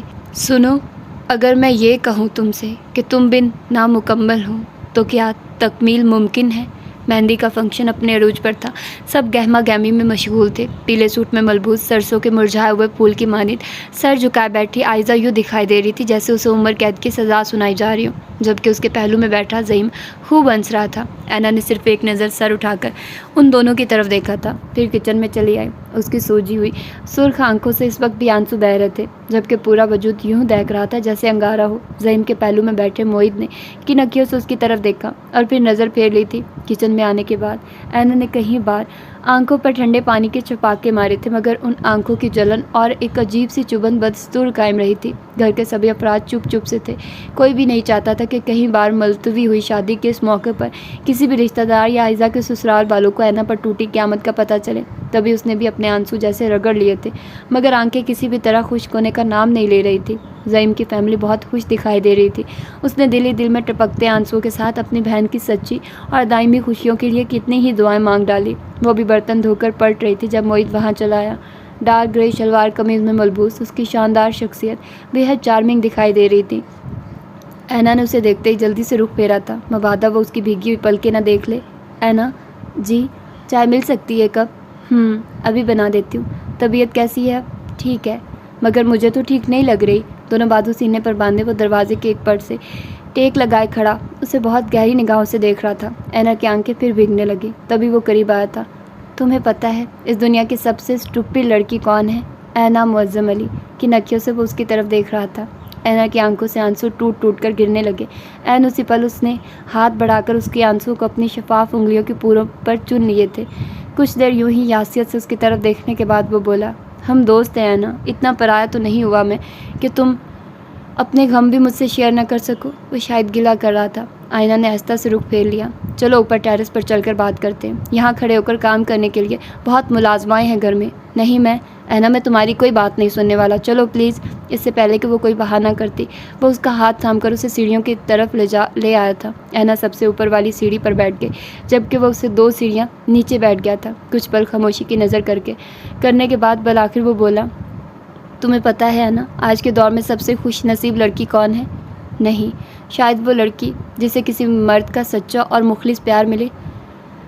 نہیں، مرد اپنی زندگی میں بہت سی لڑکیوں سے پیار کرتے ہیں، ہر نئی منزل نئے گام پر، مگر وہ سب کی عزت نہیں کرتے ہیں نا۔ بہت کم لڑکیاں ایسی ہوتی ہیں جنہیں مرد چاہنے کے ساتھ ساتھ ان کی عزت بھی کرتے ہیں، اور وہی خوش نصیب لڑکیاں ہوتی ہیں۔ مگر ہمارے ہاں کی عورت کا المیہ یہ ہے نا کہ وہ کسی بھی مرد کے پیار کے لیے اپنا تن من دھن، یہاں تک کہ عزت جو کسی بھی عورت کا سب سے قیمتی سرمایہ ہوتی ہیں، کو داؤ پر لگا دیتی ہیں، چاہے وہ پیار محض ایک فریب ہی کیوں نہ ہو۔ حالانکہ عورت کی ذات سے اگر عزت کو نکال دیا جائے تو باقی کچھ بھی نہیں رہتا۔ عزت کے سرمایہ سے محروم عورت سوائے ایک کھلونے کی اور کوئی حیثیت نہیں رکھتی۔ مگر پھر بھی خیر، تم ساری بات تو سمجھ ہی گئی ہوگی نا۔ اور ہمارے ہاں کی عورت شاید کچھ سمجھنا ہی نہیں چاہتی، جانے وہ اسے کیا سمجھانے کی کوشش کر رہا تھا۔ اینا خاموشی سے اس کی حرکت کرتے لبوں کو دیکھتی رہی تھی، تبھی وہ پھر بولا، بہرحال میں نے ماموں سے تمہاری یونیورسٹی میں ایڈمیشن کی بات کر لی، ابھی کچھ ٹائم ہے تمہارے پاس، بہتر ہوگا اگر تم ذہنی طور پر خود کو اس کے لیے تیار کر لو۔ نہیں، میں یونیورسٹی نہیں جانا چاہتی۔ کیوں؟ بس میں اب نہیں پڑھ پاؤں گی۔ میں پڑھاؤں گا اور تم پڑھو گی، سمجھی؟ موہت پلیز، میرا دل نہیں لگے گا۔ لگ جائے گا، تم فکر نہ کرو، لڑکیوں کے دل بہت جلدی لگ جاتے ہیں۔ وہ اس کے فرار کی ساری راہیں مسدود کیے بیٹھا تھا۔ اینا دونوں ہاتھ مسل کر رہ گئی۔ ایک بات پوچھوں؟ سچ سچ بتاؤ گی؟ بہت پیار کرتی ہو ریحان سے؟ اینا کو امید نہیں تھی کہ وہ اس سے ایسا بھی کوئی سوال کر سکتا ہے، تبھی اس کا دل دھڑکا تھا اور پلکیں تیزی سے بھیگی تھی۔ نہیں، مگر وہ میرا شوہر تھا، میرے بچے کا باپ، میں اسے اس طرح سے کھونا نہیں چاہتی تھی۔ وہ تمہارا نہیں تھا، کیونکہ اگر وہ تمہارا ہوتا تو کبھی کسی اور کی زلفوں کا اسیر نہ ہوتا۔ موہت کے چہرے پر ایک ہلکی سی اطمینان کی لہر چھلکی تھی۔ اینا گھٹنوں پر سر ٹکائے سنتی رہی۔ مجھے افسوس ہے اینا، مگر حقیقت یہی ہے کہ ریحان کو تم سے کبھی بھی پیار نہیں تھا۔ میں جانتی ہو تو اس کے لیے اپنی زندگی کو مزید برباد مت کرو پلیز۔ جتنی برباد ہو چکی ہے، اس کے بعد اب میرے لیے زندگی میں کچھ نہیں بچا موہت۔ ایسا نہیں کہتے۔ خیر چلو اب تم ریسٹ کرو، میں میڈیسن بھجوا رہا ہوں، وہ لے لینا۔ وہ اس کے لیے پریشان ہو رہا تھا۔ اینا آہستہ سے اس بات میں سر ہلاتی فوراً سیڑھیوں سے اٹھ کھڑی ہوئی کہ اس وقت واقعی اسے آرام کی بہت شدید ضرورت تھی۔ مہندی کا فنکشن جاری تھا اور ظہیم کے پہلو میں بیٹھی عائزہ کی گردن مسلسل سر جھکائے بیٹھے رہنے سے دکھنے لگی تھی۔ اس کا دل اس لمحے بہت اذیت محسوس کر رہا تھا، جبکہ ظہیم کے ملبوس سے اٹھتی دل فریب خوشبو الگ پریشان کیے دے رہی تھی۔ اوپر سے وہ جتنا سمٹ رہی تھی، ظہیم اتنا ہی پھیل کر اس سے قریب ہونے کی کوشش کر رہا تھا، بار بار کبھی اس کے ہاتھ اور کبھی کندھا جیسے ہی اس کے وجود سے ٹچ ہوتے وہ جھنجھلا کر رہ جاتی۔ اس نے ایک دو بار نظر اٹھا کر ادھر ادھر دیکھا، مگر کوئی بھی اس وقت وہاں اس کی مدد کے لیے موجود نہیں تھا۔ عجیب بے بسی سی تھی، جبکہ سر جیسے درد کی شدت سے پھٹ رہا تھا۔ ظہیم اور اس کی ساری فیملی وہی موجود تھی اور وہ لوگ بے حد خوش دکھائی دے رہے تھے۔ عائزہ کا دل چاہا وہ بچوں کی طرف پلک پلک کر رونا شروع کر دے، تبھی موہت وہاں دوبارہ آیا اور عائزہ نے اس کی آواز سنتے ہی بے ساختہ پہلو بدلا تھا، کیونکہ موہت کے آنے سے صوفے پر اس کے لیے جگہ بناتے ہوئے ظہیم پھر اس سے قریب ہو گیا تھا، مگر اس بار اس سے برداشت نہ ہوا تو بول اٹھی، موہت بھائی۔ اس کی پکار پر موہت کے ساتھ ساتھ ظہیم بھی چونکا۔ میں تھک گئی ہوں، ریسٹ کرنا چاہتی ہوں پلیز۔ اوکے، میں آنٹی سے کہتا ہوں تقریب ختم کریں، آپ تھوڑا انتظار کریں پلیز۔ اسے تسلی دیتا وہ فوراً ہی اپنی جگہ سے اٹھ گیا۔ تبھی ظہیم نے اس کا ہاتھ اپنی گرفت میں لیا تو عائزہ کو ایسا لگا جیسے اس نے بجلی کسی ننگے تار کو چھو لیا۔ فوری طور پر اس نے اپنا ہاتھ ظہیم کی گرفت سے نکالنے کی کوشش کی، مگر دوسری طرف اس کی گرفت مضبوط تھی۔ عائزہ کو اپنا ہاتھ اس کی گرفت میں جکڑا ہوا محسوس ہوا تھا۔ مارے بے بسی کی اس کی آنکھیں بھر آئی۔ ہاتھ چھوڑیے میرا، چھڑا لو اگر چھڑا سکتی ہو تو۔ میں نے تو چھوڑنے کے لیے نہیں تھا ماں۔ فوراً اس کا سرد سا جواب بھی موصول ہو گیا تھا۔ وہ ہونٹ کاٹ کر رہ گئی، آنسو تھے کہ آنکھوں میں مچل رہے تھے، مگر وہ اس پینڈو شخص کے سامنے رونا نہیں چاہتی تھی، تبھی ضبط سے کام لے رہی تھی۔ آپ اس زور زبردستی سے سوائے نفرت کے اور کچھ حاصل نہیں کر سکتے۔ چلو محبت نہ صحیح، نفرت ہی صحیح، کچھ تو مل رہا ہے نا آپ سے۔ وہ بھی ڈیٹھ ابن ڈیٹھ تھا۔ وہ خون کے گھونٹ پی کر رہ گئی، تبھی مرینا بیگم وہاں چلی آئی۔ ظہیم بیٹے، کھانا لگ گیا، آپ کھانا کھا لو۔ عائزہ بھی تھک گئی ہوگی، تھوڑا آرام کر لے، بہت رات ہو گئی ہے۔ جی آنٹی، لب دبا کر فرما برداری سے کہتے ہوئے اس نے اٹھتے اٹھتے اتنی زور سے عائزہ کا ہاتھ دبایا تھا کہ وہ تڑپ کر رہ گئی تھی۔ جنگلی، بنا کسی کی پرواہ کیے وہ بڑبڑائی تھی اور ظہیم سن کر مسکرا دیا تھا۔ عائزہ اپنے کمرے میں آئی تو اس کی آنکھوں سے بھل بھل آنسو بہہ رہے تھے۔ نوچ نوچ کر ہر چیز اتارتے ہوئے اس نے بے پرواہی سے ادھر ادھر پھینک دی تھی۔ تھوڑی دیر بعد کمرہ لاک کر کے نیچے قالین پر بیٹھتے ہوئے بیڈ کی پٹی سے ٹیک لگا کر وہ رونا شروع ہوئی تو پھر آنسو سسکیوں میں بدل گئے، مگر وہ چپ نہ ہوئی۔ جانے رات کا کون سا پہر تھا جب وہ شدید پیاس کے ہاتھوں مجبور ہو کر کمرے سے نکلی اور کچن میں چلی آئی، جہاں پہلے ہی موہت کھڑا اپنے لیے کافی پھینٹ رہا تھا۔ آہٹ کی آواز پر اس نے پلٹ کر عائزہ کی طرف دیکھا تھا۔ عائزہ، آپ جی بھائی، بہت پیاس لگی تھی، پانی پینے چلی آئی۔ اور کھانا؟ سوری، کھانے کی بھوک نہیں ہے۔ اور کھانے کی بھوک کیوں نہیں ہے؟ پتہ نہیں۔ اینا کی طرف وہ بھی مضطرب دکھائی دے رہی تھی۔ وہ گہری سانس بھر کر رہ گیا۔ اوکے، کافی پیو گی؟ چلو بیٹھو یہاں، میں بناتا ہوں ابھی ایک اور کپ۔ کچن میں رکھی کھانے کی چھوٹی ٹیبل کی طرف اشارہ کرتے ہوئے وہ فوراً پلٹا تو عائزہ نرحال سی وہیں بیٹھ گئی۔ مرینا بیگم کے کمرے سے ذہان کے کہکوں کی آوازیں آ رہی تھی۔ اس نے چپ چاپ سر کرسی کی پشت گاہ سے ٹکا کر آنکھیں بند کر لی۔ یہ لو کافی، مگر پہلے یہ کچھ بریانی کھا لو، میں نے ابھی گرم کی ہے۔ خالی پیٹ کافی پینا اچھی بات نہیں۔ کرسی گھسیٹ کر کچھ ہی لمحوں کے بعد اس کے مقابل بیٹھتے ہوئے وہ اسے ہدایت کر رہا تھا۔ عائزہ نے چپ چاپ سر اس بات میں لایا اور ابھی بریانی کے 2 لقمے ہی لے پائی تھی جب معید نے کافی کا کپ دونوں ہاتھوں میں جکڑتے ہوئے اس کی طرف دیکھا۔ عائزہ، اگر میں یہ کہوں کہ تم میرے لیے بالکل میری چھوٹی سگی بہن کی طرح ہو، اور یہ بھی کہ میں نے ہمیشہ سے خود کو تمہارا سگا بھائی سمجھا ہے، تو کیا تم میری بات پر یقین کرو گی؟ عائزہ نے بریانی چھوڑ دی تھی۔ معید نے نظر اس کے ستے ہوئے چہرے پر ٹکا دی۔ تھینکس اس اعتماد کے لیے۔ وہ شاید اس سے کچھ کہنا چاہتا تھا۔ عائزہ خاموش رہی تھی، تبھی وہ بولا، میں زعیم کو بہت اچھی طرح سے جانتا ہوں۔ وہ ایک پڑھا لکھا بہت سمجھدار انسان ہے۔ میری نظر نے آج تک اس میں کوئی برائی نہیں دیکھی۔ اگر ایک بھائی کی نظر سے دیکھوں تب بھی اپنی بہن کے لیے میں اس سے بہتر شخص تلاش نہیں کر سکتا۔ پھر بھی تم اس سے شادی سے خوش نہیں ہو، صرف اس لیے کہ وہ ایک دیہاتی شخص ہے۔ بھائی پلیز، میں اس شخص کے بارے میں کوئی بات نہیں کرنا چاہتی۔ تم نہ کرو مگر میں کرنا چاہتا ہوں، صرف اسی لیے کہ وہ دیہات میں رہتا ہے تو تم اسے رد نہیں کر سکتی۔ عائزہ، میرے رد کرنے سے کیا ہوتا ہے بھائی؟ 100 بار رد کروں تب بھی شادی اسی کے ساتھ ہوتی ہے۔ مگر تم رد کیوں کرو؟ وہ تمہاری عزت کرتا ہے، تمہیں پوری عزت اور ایمانداری کے ساتھ اپنی زندگی میں شامل کرنا چاہتا ہے۔ تم میری طرف دیکھو، کیا میری شخصیت میں تمہیں کوئی کمی نظر آتی ہے؟ میں نے بھی دیہات میں زندگی گزاری ہے، تو کیا میں جاہل ہوں؟ کیا میرے اندر سلیقہ نہیں؟ شاید تمہیں برا لگے مگر یہ حقیقت ہے عائزہ۔ جو عزت اور پیار تمہیں زعیم جیسا ایک دیہاتی مرد دے سکتا ہے، وہ شاید شہر کا کوئی لائق فائق لڑکا کبھی نہ دے سکے۔ میری سمجھ میں نہیں آتا، آخر تم لڑکیاں ہمیشہ شراب کی خواہش کیوں کرتی ہو؟ پانی سے بھرے سایہ دار بادلوں کی طرف کیوں نہیں دیکھتی؟ بھائی، میرا زعیم سے کوئی واسطہ نہیں ہے، بس میں کسی دیہات میں زندگی بسر نہیں کر سکتی۔ تو کیا ہوا؟ زعیم کا شہر میں بزنس ہے، اس کا سارا دن شہر میں گزرتا ہے۔ تم کہو گی تو وہ یہیں گھر خرید لے گا۔ عائزہ، اس پر بھروسہ تو کرو۔ ٹھیک ہے بھائی، اب میں جاؤں، بہت سخت نیند آ رہی ہے۔ معید کی لمبی چوڑی تقریر کے جواب میں اس نے ہاتھ میں پکڑا کافی کا کپ دوبارہ ٹیبل پر رکھا تو وہ محض اسے دیکھ کر رہ گیا۔ ٹھیک ہے، جاؤ، شب بخیر، مگر میری باتوں پر غور ضرور کرنا۔ تم نہیں چاہو گی پھر بھی سب کچھ ہو کر رہے گا، تو کیا بہتر نہیں ہے کہ جو کچھ بھی ہو رہا ہے اس میں تمہاری خوشی بھی شامل ہو؟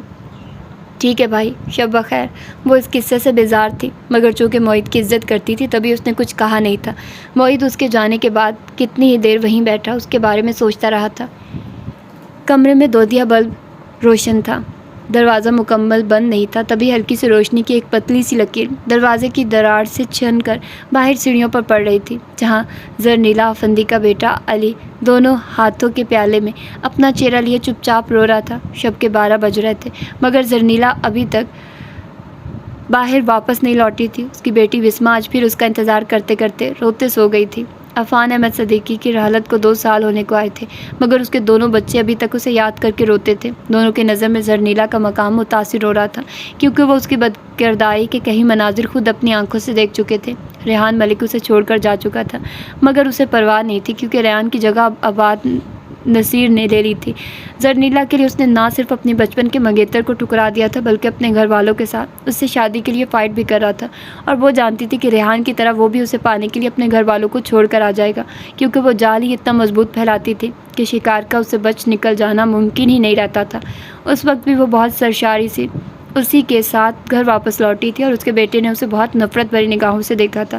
کوئی لاوا سا تھا جو اس کے اندر ہی اندر پک رہا تھا۔ آباد کو رخصت کرنے کے بعد وہ اپنے بیڈ روم میں آئی تو اس کا بیٹا بھی اس کے پیچھے ہی چلا آیا۔ وہ اسے دیکھ کر چونکی۔ ارے علی بیٹا، آپ ابھی تک سوئے نہیں؟ نہیں، علی کا سر ہنوز جھکا ہوا تھا، مبادا وہ اس کی آنکھوں میں اپنے لیے نفرت نہ دیکھ لے۔ کیوں؟ وہ پلٹ کر اس کے مقابل آئی۔ کیا آج پھر پاپا یاد آ رہے ہیں؟ نہیں، وہ اب بھی چپ چاپ سا تھا۔ پھر؟ اب کہ اس نے بھویں اچکائی تھی تبھی علی نے سر اوپر اٹھا کر اس کی طرف دیکھا۔ میں آپ کا انتظار کر رہا تھا، مجھے آپ کا زیادہ دیر گھر سے باہر رہنا اچھا نہیں لگتا۔ اوہ، تو یہ بات ہے۔ مگر بیٹا، امی شوق سے تو گھر سے باہر نہیں رہتی، 100 کام ہیں جو امی کو کرنے ہوتے ہیں۔ آپ کے پاپا تو رہے نہیں اب، اور آپ ابھی بہت چھوٹے ہیں تو سارے کام امی کو ہی کرنے ہوتے ہیں نا۔ آپ ٹائم پر سو جایا کرو۔ شاباش۔ امی، یہ آباد انکل کون ہے؟ آپ کے پاپا کے دوست ہیں بیٹا. پاپا کے دوست ہیں تو آپ ان سے گلے کیوں ملتی ہیں؟ اس کا بیٹا آج اس کے سامنے وکیل بنا کھڑا تھا. وہ سٹپٹا گئی. آپ کی عمر ان باتوں پر توجہ دینے کی نہیں ہے. علی جاؤ سو جاؤ جا کر. اب وہ اسے ڈانٹ رہی تھی مگر وہ ٹس سے مس تک نہیں ہو رہا تھا. نہیں مجھے نہیں سونا, مجھے نیند نہیں آتی امی. نہیں آتی نیند تو اپنے کمرے میں جا کر پڑھو, میرا دماغ خراب مت کرو. غصے نے اس کا چہرہ سرخ کر دیا تھا. علی خاموشی سے سر جھکائے اس کے کمرے سے نکل آیا. اگلے 5 منٹ کے بعد وہ اپنے کمرے میں واپس آیا تو اس کی آنکھیں آنسوؤں سے بھری تھی. سامنے شیلف پر عفان کی تصویر رکھی ہوئی تھی. اس نے وہ تصویر اٹھائی اور بیڈ کی پٹی سے ٹیک لگا کر نیچے زمین پر بیٹھ گیا. جانے کیوں آج پھر اسے اپنا باپ بہت یاد آ رہا تھا. کتنے خطوط تھے جو وہ دونوں بہن بھائی اپنے اسکول کی کاپیاں پھاڑ کر روز اپنے باپ کے نام لکھتے تھے اور چھپا دیتے تھے. اس وقت بھی گھٹنوں پر تھوڑی ٹکائے وہ تصویر کو دیکھتے ہوئے رو رہا تھا جب اس کی 10 سالہ بہن بستر سے اتر کر اس کے پہلو میں آ بیٹھی. بھائی آپ پھر رو رہے ہیں؟ نہیں. بہن کو دیکھ کر اس نے جلدی سے آنسو صاف کر لیے تھے. کیا آج پاپا پھر یاد آ رہے ہیں؟ وہ ہنوز اسی کی طرف دیکھ رہی تھی. اسے اقرار کرنا پڑا. تبھی وہ بولی, مجھے بھی پاپا بہت یاد آتے تھے. پتہ ہے بھائی ریان انکل ایک مرتبہ امی سے کہہ رہے تھے کہ امی نے ان کے لیے ہمارے پاپا کی جان لے لی اور امی نے یہ مانا بھی. تمہیں کیسے پتا اس بات کا؟ وہ بری طرح چونکا تو بسمہ نے سر جھکا لیا. میں نے خود سنا تھا, میں نے اس وقت گھر پر تھی. امی صرف ریان انکل سے شادی کرنے کے لیے ہمارے پاپا کو جان سے مار دیا. اب بسمہ کی آواز بھی بھرا رہی تھی. 14 سالہ علی کو لگا جیسے کسی نے اس کے وجود میں پارا بھر دیا. اس کی شریانی جیسے پھٹنے لگی تھی. اس رات وہ ایک پل کے لیے بھی سو نہیں سکا تھا. اگلے روز جبکہ ان کی کچھ چھٹیاں ابھی باقی تھیں, زرنیلا نے ان دونوں کو پھر سے زبردستی بورڈنگ بھجوا دیا تھا. یہ اس سے تقریباً 1 ماہ بعد کی بات تھی جب عباد نفیر نے زرنیلا کا برتھ ڈے اس کے گھر پر سیلیبریٹ کرنے کا عندیہ دیا تھا. زرنیلا بے حد خوش تھی. بلیک شفون کی پھولدار ساڑی میں اس کا دودھیا وجود جیسے دمک رہا تھا. اس کے اور عباد کے درمیان ساری حدود کب کی پار لگ چکی تھی, لہٰذا آج اس نے خصوصی طور پر اپنے آپ کو پور عباد نفیر کے لیے سجایا تھا. دونوں نے رات کا کھانا باہر ہوٹل سے کھایا تھا. کیک کاٹنے کی رسم البتہ گھر پر ہی ادا ہوئی تھی. لاؤنج میں سارا اہتمام کیا گیا تھا. چند قریبی لوگ بھی انوائٹڈ تھے جو کیک کٹنے کے بعد آہستہ آہستہ رخصت ہو گئے تھے. زرنیلا کے وہم و گمان میں بھی نہیں تھا کہ اس کا بیٹا اسے بتائے بغیر اس کے برتھ ڈے پر گھر آ سکتا تھا. وہ مکمل طور پر اپنی خوشی میں پاگل تھی, مدہوش تھی, اور اسی مدہوشی میں اس نے عباد نفیر پر اپنی چاہت اور پیاس کے دریا وہی لاؤنج میں بہانے شروع کر دیے تھے. اور اس کا بیٹا جو تھوڑی دیر پہلے اس کی غیر موجودگی میں گھر آیا تھا, اپنے کمرے کی کھڑکی سے ایک منظر چھپ کر دیکھتا رہا اور روتا رہا. ماں کسی بھی انسان کی پہچان اور اس کا غرور و فخر ہوتی ہے, مگر اس کی پہچان دھندلی پڑتی جا رہی تھی. اس کا غرور و فخر خاک میں ملتا جا رہا تھا. جو کچھ اس رات اس نے دیکھا تھا اس کے ذہن پر نقش ہو کر رہ گیا تھا. یہی وجہ تھی کہ آنے والے دنوں میں اس کے لبوں پر مزید چپ کے کفل لگ گئے تھے. اس روز پریکٹیکل کے دوران اس نے اپنی ٹیچر کو کہتے سنا کہ پارا خطرناک ہوتا ہے. اگر کوئی انسان غلطی سے کھا لے تو اس کی موت بھی واقع ہو سکتی ہے. تبھی اس کے ذہن میں ایک نئی طرز پر سوچنا شروع کر دیا تھا, اور یہ بہت سے دن سوچنے کا نتیجہ ہی تھا کہ اگلے 3 ماہ کے بعد جب وہ 1 ہفتے کی چھٹیوں میں گھر آیا تو اس کے بیگ میں پارا موجود تھا. وہ نہیں چاہتا تھا کہ اس کی ماں کی طرز زندگی کا اثر اس کی معصوم بہن پر پڑے اور پھر اپنی ماں کی طرف وہ بھی تباہی و بربادی کے راستے پر نکل پڑے. تبھی اس روز جب زرنیلا اور عباد نے پھر رات اکٹھی گزاری تھی, اس نے ساری رات جاگ کر رونے کے بعد صبح زرنیلا سے پہلے ہی اٹھ کر دودھ میں وہ پارا شامل کر دیا تھا. عباد بچوں کی موجودگی کی وجہ سے زرنیلا کے اصرار کے باوجود بنا ناشتہ کیے نکل گیا تھا, مگر زرنیلا نے اپنے لیے خود ناشتہ تیار کیا. ملازمہ چھٹی پر تھی اور گھر میں سوائے اس کے اور بچوں کے اور کوئی نہیں تھا. ناشتہ تیار کرنے کے بعد وہ بچوں کو جگائے بغیر اکیلی ہی ڈائننگ ٹیبل کی طرف آ گئی تھی. مکھن لگا بریڈ اور دودھ اس کا فیوریٹ ناشتہ تھا. تبھی ٹیبل پر پڑا اخبار اٹھا کر سامنے پھیلاتے ہوئے اس نے بائیں ہاتھ سے ناشتہ شروع کر دیا تھا. بڑے ہوئے ناخنوں پر لائٹ پنک کلر کی نیل پالش لگی تھی. سر کے بال ابھی اس نے کل ہی تو ترشوائے تھے, جبکہ بہویں تو خود ہی روز سیٹ کر لیتی. پاؤں کے ناخن بھی جدید تراش خراش کے ساتھ بڑے ہوئے تھے. دوپٹے سے اسے ویسے ہی الرجی تھی. سردیوں میں بھی دوپٹہ گلے میں ڈال لیتی تو اس کا دم گھٹنے لگتا تھا. نماز تو شاید اس نے زندگی میں کبھی پڑھی نہیں تھی. خدا نے اس پر احسان عظیم کیا تھا کہ اسے محمد صلی اللہ علیہ وسلم کی محبوب امت میں سے پیدا کیا تھا, مگر اس کی بد نصیبی کہ اس نے اپنی نفسانی خواہشات کے ہاتھوں صرف دنیا کماتے ہوئے خود اپنے اعمال بد سے اپنے اوپر جنت کے دروازے بند کر لیے تھے, اور دوزخ کسی نے دیکھی ہے دنیا میں, یہ اس کی سوچ تھی. اس روز ناشتے کے دوران ہی خود اپنے بیٹے کے ہاتھوں موت کے منہ میں جاتے ہوئے وہ بری طرح تڑپ رہی تھی، مگر کوئی نہیں تھا اس وقت جو اس کے کام آتا۔ اخبار اس کے ہاتھ سے چھوٹ گیا تھا۔ دنیا کی زندگی جو اسے لگتا تھا کبھی ختم ہی نہیں ہوگی، اس کی آنکھوں کے سامنے مانند پڑتی جا رہی تھی۔ دونوں ہاتھوں سے اپنا گلا پکڑے اس نے چلانے کی کوشش کی تھی، مگر اس کے حلق سے آواز تک نہ نکل سکی۔ مارے تکلیف اور بے بسی کے اس کی آنکھوں میں آنسو آ گئے تھے، مگر یہ تکلیف تو خود اس نے اپنے لیے منتخب کی تھی۔ گمراہی کے راستے پر چلتے ہوئے وہ یہ بھول گئی تھی کہ زندگی چاہے کتنی ہی حسین کیوں نہ ہو، موت اذیت ناک ہی ہوتی ہے۔ اس کا سیل اس کی دسترس سے دور تھا۔ شدید ترین تکلیف سے سانس جیسے سینے میں رکنے لگی تھی۔ نظروں کے سامنے زمین آسمان گھومنے لگے تھے۔ اس نے کلمہ پڑھنے کی کوشش کی، مگر اسے کلمہ یاد ہی نہیں آ رہا تھا۔ اسے لگ رہا تھا اس اچانک پہنچنے والی شدید تکلیف سے وہ بے ہوش ہو کر گر جائے گی، اور پھر کچھ گھنٹوں کے بعد دوبارہ اس کی آنکھ کھل جائے گی، وہ زندہ ہوگی اور دنیا میں ہوگی۔ اس نے آنکھیں بند ہونے سے پہلے اپنے بچوں کو یاد کیا۔ باری باری دونوں کے چہرے اس کی نگاہوں میں گھومے تھے، پھر عفان، ریحان اور عباد کے چہرے تصور میں آئے تھے۔ وہ چہروں میں الجھتی چلی گئی، اور ادھر زندگی کسی ریشمی ملبوس کی طرح اس کی دسترس سے پھسلتی چلی گئی۔ لوہے قلم پر ایک اور انسانی زندگی کا باب ہمیشہ ہمیشہ کے لیے بند ہو چکا تھا، مگر کون جانتا تھا کہ اس باب میں صرف خسارے ہی خسارے رقم تھے۔ بہت دنوں کے بعد لان میں ہلکی ہلکی دھوپ بکھری تھی۔ سندان حسن کی 3 سالہ بیٹی وہیں اس کے قریب لان میں مٹی سے کھیل رہی تھی، جبکہ اس کی بیوی زرنگار رات دیر تک ایک گیٹ ٹو گیدر پارٹی میں شریک رہنے کے سبب ابھی تک کمرہ بند کیے سو رہی تھی۔ 2 سال ہوئے تھے اس کی ماں کو وفات پائے۔ جن دنوں اس کا روڈ ایکسیڈنٹ ہوا تو اس کی ماں نے اس حادثے کو ایسا دل پر لیا کہ بستر سے لگ کر رہ گئی، اور بیٹے کی عمر بھر کی معذوری کے تصور نے انہیں اندر سے کھوکھلا کر ڈالا تھا، اور وہ وقت سے پہلے زندگی کی بازی ہار گئی۔ ان کی رحلت کے بعد اس کی بہن زرنگار کی شے پر ہاتھوں سے نکلتی چلی گئی، اور ایک رات ایسی ہی آئی کہ جب وہ اس کی معذوری سے فائدہ اٹھا کر رات کی تاریکی میں گھر سے بھاگ گئی۔ قدرت کی طرف سے مکافات عمل ہوتا ہے، مگر انسان سمجھتے نہیں۔ وہ دوسروں کی عزتوں کو پامال کیا کرتا تھا، اس کے وہ بدعمال اب اسے واپسی کا راستہ دکھا رہے تھے۔ ماں کی وفات کے بعد دوسری بار وہ کمرہ بند کر کے رویا، اور پھر مزید خاموش ہو گیا۔ سارا دن خاموش بیٹھا، دور خلاؤں میں تکتا رہتا، کہیں گھنٹے بھوکا پیاسا کمرے میں ایک ہی کروٹ پر لیٹا رہتا۔ اس کی ٹانگ کا زخم بھی اب خراب ہو رہا تھا، مگر اسے پرواہ نہیں تھی۔ اپنے نفس کے ہاتھوں جتنے گناہ وہ کر چکا تھا، اس کی سزا بہت کم تھی۔ وہ چاہتا تھا کہ اس کے وجود میں کیڑے پڑ جائیں، مگر کوئی اس کا پرسان حال نہ ہو۔ زرنگار اس پہ ہنستی تھی، طنز کرتی تھی، اور وہ خاموشی سے برداشت کر جاتا تھا۔ صرف اسے اذیت دینے کے لیے اس نے بیٹی پیدا کی تھی۔ وہ دل سے چاہتی تھی کہ اس کے ہاں بیٹی پیدا ہو، اور جس روز اس کے گھر بیٹی نے جنم لیا وہ شدید درد میں ہونے کے باوجود بے حد مسرور تھی۔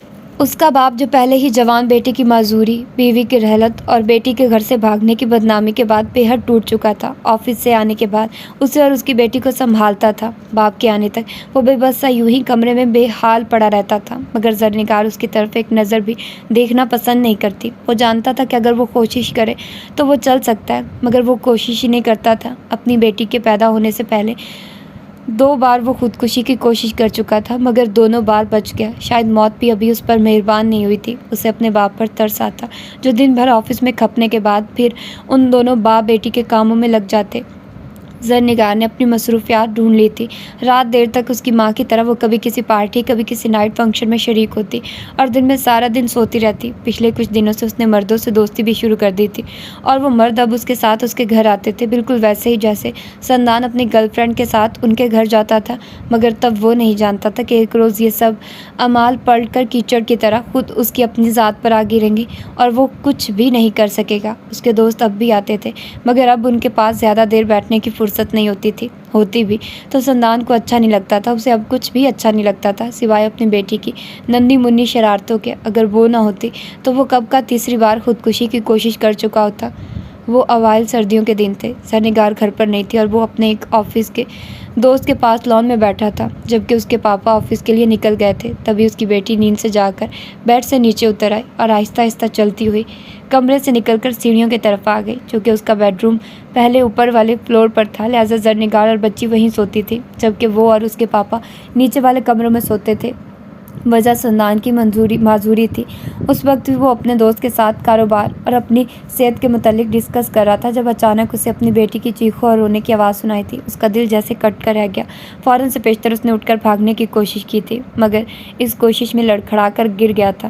زندگی میں پہلی بار اسے اپنی معذوری پر رونا آیا تھا۔ اس کے دوست نے اس کی کیفیت کو سمجھا اور خود اٹھ کر اسے سنبھالنے کے بعد وہ اندر کی طرف دوڑا۔ اگلے 5 منٹ کے بعد جب وہ واپس لان کی طرف آیا تو سندان کی بیٹی اس کی باہوں میں بے ہوشی کی حالت میں تھی اور اس کے سر سے خون بہہ رہا تھا۔ سندان کی جیسے کسی نے جان نکال لی۔ اس کا دوست اس وقت اسے اور اس کی بیٹی کو لے کر قریبی کلینک گیا اور پھر بچی کے ہوش میں آنے تک وہ اس کے پاس ہی بیٹھا رہا۔ سندان اس کا بہت مشکور تھا۔ اس وقت وہ اس کے لیے کسی رحمت کے فرشتے سے کم نہیں تھا۔ شام میں زرنگار جلدی گھر واپس آ گئی تھی، مگر اس سے پہلے وہ اپنے پاپا سے خوب لڑ چکا تھا کہ ان لوگوں نے اسے بتائے بغیر 1 کروڑ کی بھاری حق مہر کے عوض اس کی شادی زرنگار جیسی بے حس لڑکی سے کیوں کی۔ آج اگر ان کے حالات خراب نہ ہوتے تو وہ کب کا زرنگار کو فارغ کر چکا تھا۔ اس کے پاپا اسے شرمندہ تھے، مگر اب ان کے اختیار میں بھی کچھ نہیں رہا تھا۔ زرنگار سرشار سی کمرے میں آئی تو وہ بچی کو گود میں لیے بیٹھا تھا، جبکہ اس کی آنکھیں جیسے لہو ٹپکا رہی تھی۔ وہ ٹھٹکی اور نہ چاہتے ہوئے بھی لپک کر قریب چلی آئی تھی۔ کیا ہوا اسے؟ کیسے لگی چوٹ؟ پتہ نہیں، سارا دن بیکار گھر میں پڑے رہتے ہو، ایک چھوٹی سی بچی کا خیال نہیں رکھ سکتے؟ Just shut up. پہلی بار اس کے طنز پر وہ شیر کی طرح دھاڑا تھا۔ زرنگار حیران رہ گئی۔ واہ بھائی، کمال ہو گیا، اپنی بیٹی بستر سے گری تو یہ حال ہے۔ دوسروں کی بیٹیوں کو ان کے ماں باپ کی نظروں سے گرا دیتے تھے، ساری دنیا کی نظروں میں 2 کوڑی کا کر دیتے تھے، تب کیوں دل نہیں تڑپتا تھا؟ کیوں وہ کسی کی بیٹیاں نہیں تھی؟ بکواس بند کرو اپنی۔ اگر میں 2 سال سے لبوں پر چپ کا کفر ڈالے ہوئے ہوں تو اس کا یہ مطلب ہرگز نہیں کہ تم مجھ پر خدائی شروع کر دو۔ میں نے جو کیا اس کے لیے میں اپنے رب کو جواب دہ ہوں، وہی مجھے سزا و جزا دینے کا حق رکھتا ہے۔ تم خدا نہیں ہو جو ہر وقت اذیت کا دوزخ دہکائے رکھو۔ میری لیے نہ ہی میں نے اپنی مرضی سے تمہیں اپنی زندگی میں شامل کیا ہے۔ پہلی بار زرنگار نے اسے اس درجہ غصے میں دیکھا تھا۔ میری ماں بھی تمہارے جیسی عورت تھی، اس نے ہرگز ایک مسلم عورت کی طرح ہماری پرورش نہیں کی۔ بچپن میں صرف ایک بار قاری صاحب نے قرآن پاک پڑھوا کر اس نے سمجھ لیا کہ اس کی ذمہ داری ختم ہو گئی۔ میں جو بھی کرتا تھا اپنی ماں کو آ کر بتاتا تھا، مگر میری ماں نے کبھی مجھے نہیں ڈانٹا، کبھی نہیں کہا کہ میں جو کر رہا ہوں وہ غلط ہے۔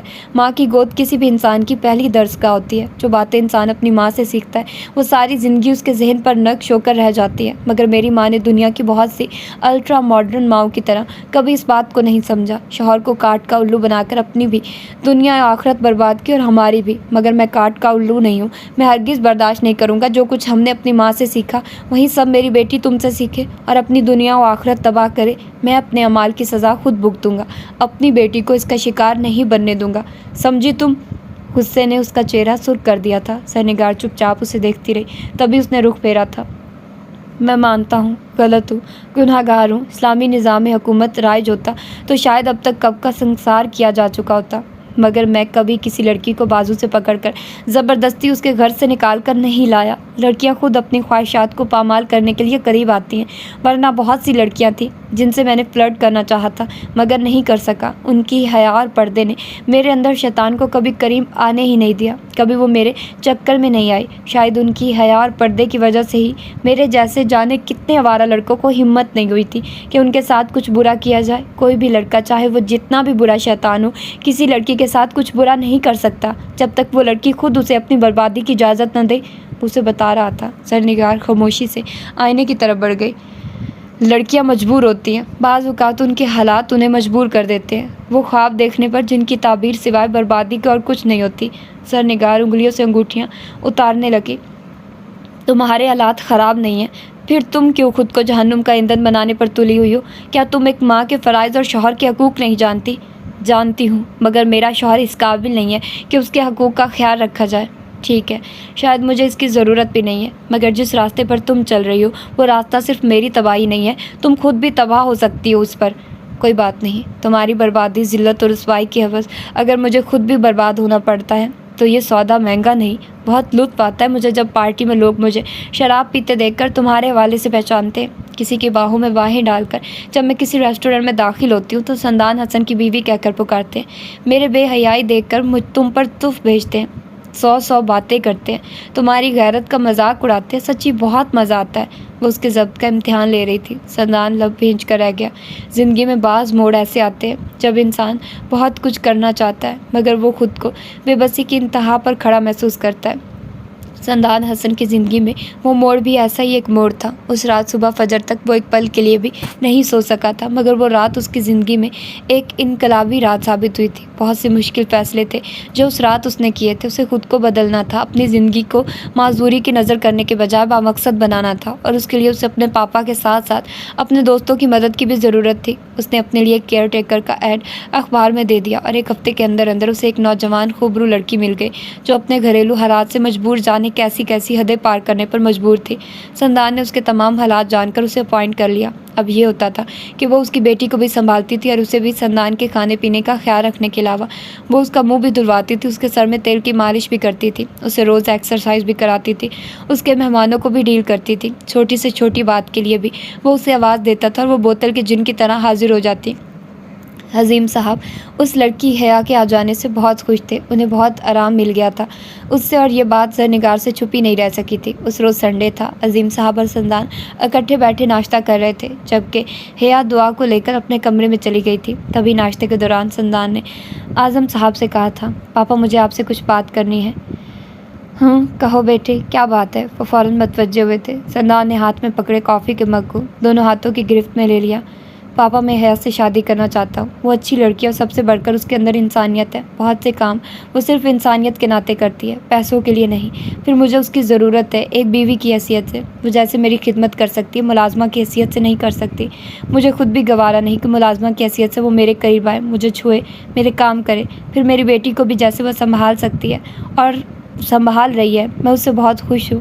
زرنگار میری منزل نہیں ہے پاپا، اس کے پاس نہ میرے لیے وقت ہے، نہ اس گھر کے لیے، اور نہ ہی میری بیٹی کے لیے۔ اس نے یہ شادی صرف مجھ سے اپنی بہن کا انتقام لینے کے لیے کی ہے۔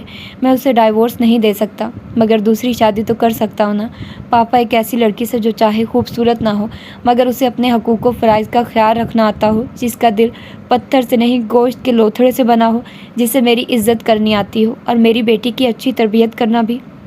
یہ تو بہت اچھی بات ہے۔ کیا حیا مان جائے گی؟ جی پاپا، میں اس سے بات کر چکا ہوں، سب کچھ بتا بھی چکا ہوں۔ وہ بہت خوش ہے، اصل میں اس کی ماں نہیں ہے۔ باپ نے دوسری شادی کر کے سوتیلی ماں کو سر پر لا بٹھایا۔ سوتیلی ماں بھی ایسی کہ جس کے پہلے سے 4 بچے تھے۔ اب نہ صرف وہ عورت اسے پریشان کرتی ہے، بلکہ اس کے بیٹے بھی تنگ کرنے سے باز نہیں آتے۔ کئی بار وہ لوگ اس کا سودا کر چکے ہیں، کیونکہ ماں کے بعد 2 سال پہلے وہ باپ کی شفقت سے بھی محروم ہو چکی ہے۔ پھر تو یہ کام جلد از جلد ہو جانا چاہیے بیٹے، کیونکہ میرے خیال میں تو یہ بہت بڑی نیکی ہے۔ جی پاپا، تھینک یو۔ وہ مسکرایا تو عظیم صاحب لاڈ میں اس کے گال تھپ تھپا کر رہ گئے۔ رات میں جب وہ اپنی فیورٹ مووی دیکھ رہا تھا، زرنگار کی گھر واپسی پر اس نے اسے بتایا تھا، میں شادی کر رہا ہوں، تمہیں اگر کوئی اعتراض ہے تو شوق سے میری جان چھوڑ کر جا سکتی ہو۔ واٹ؟ وہ جو سیڑھیاں چڑھ رہی تھی کرنٹ کھا کر پلٹی تھی۔ کیا کہا ابھی تم نے؟ تم شادی کر رہے ہو؟ یہ کیسے ہو سکتا ہے؟ کون عقل کی اندھی شادی کر رہی ہے تم سے؟ حسب معمول اس نے اس کا مذاق اڑایا تو وہ لب بھنج کر رہ گیا۔ کل دیکھ لینا، اسی گھر میں آ کر رہے گی۔ اچھا، اس کا مطلب ہے کل یہ تماشا دیکھنے کے لیے میں اپنی ساری مصروفیات ترک کر دوں؟ نہیں، ضروری نہیں، تمہاری غیر موجودگی میں بھی شادی کر سکتا ہوں میں۔ تمہیں میرے لیے اپنی مصروفیات ترک کرنے کی ضرورت نہیں ہے۔ چلو کل دیکھیں گے کس کی عقل پر پتھر پڑے ہیں جو اس اندھے کنویں میں گرنے جا رہی ہے۔ اس کا لہجہ اب بھی استضاعیہ تھا۔ سندان نے گہری سانس بھرتے ہوئے آہستہ سے پلکیں موند دی۔ اگلے روز زرنگار گھر پر رہی اور عظیم صاحب بھی۔ ظہر کی نماز کے بعد مولوی صاحب اور سندان کے دوست گواہ کی حیثیت سے آ گئے، مگر زرنگار بے چینی سے لڑکی کو ڈھونڈ رہی تھی۔ جانے کیوں اس کا دل بے چین سا تھا۔ یہاں کچن میں تھی، وہ اسے اپنے لیے چائے کا آرڈر دے کر اوپر اپنے کمرے میں آ گئی۔ تقریباً 5 منٹ کے بعد حیا نے اسے کمرے میں چائے پہنچا دی تھی۔ چائے پینے کے بعد وہ یوں ہی بے مقصد کمرے میں ادھر سے ادھر ٹہلتی رہی۔ اس کی بیٹی حیا کے کمرے میں سو رہی تھی، وہ اب اس کی عادی نہیں رہی تھی اور زرنگار کو اس کی پرواہ بھی نہیں تھی۔ چند لمحے یوں ہی بے چینی سے ادھر ادھر چکر کاٹنے کے بعد بالآخر وہ نیچے ہال کمرے میں چلی آئی، جہاں سرخ شیفون کا دوپٹہ اوڑھے حیا سندان کے پہلو میں بیٹھی تھی، اور سندان نکاح کے بعد اپنے دوستوں سے مصافحہ کرتا اپنی نئی شادی کی مبارکباد وصول کر رہا تھا۔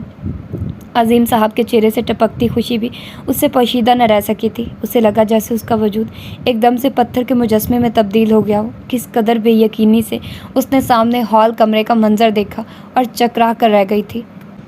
تو یہ ہے اس کی تیسری ایپیسوڈ۔ ہوپ سو کہ آپ لوگوں کو پسند آئی ہوگی۔ ملتے ہیں انشاءاللہ اس کی چوتھی ایپیسوڈ میں۔ ٹل دین، اللہ حافظ۔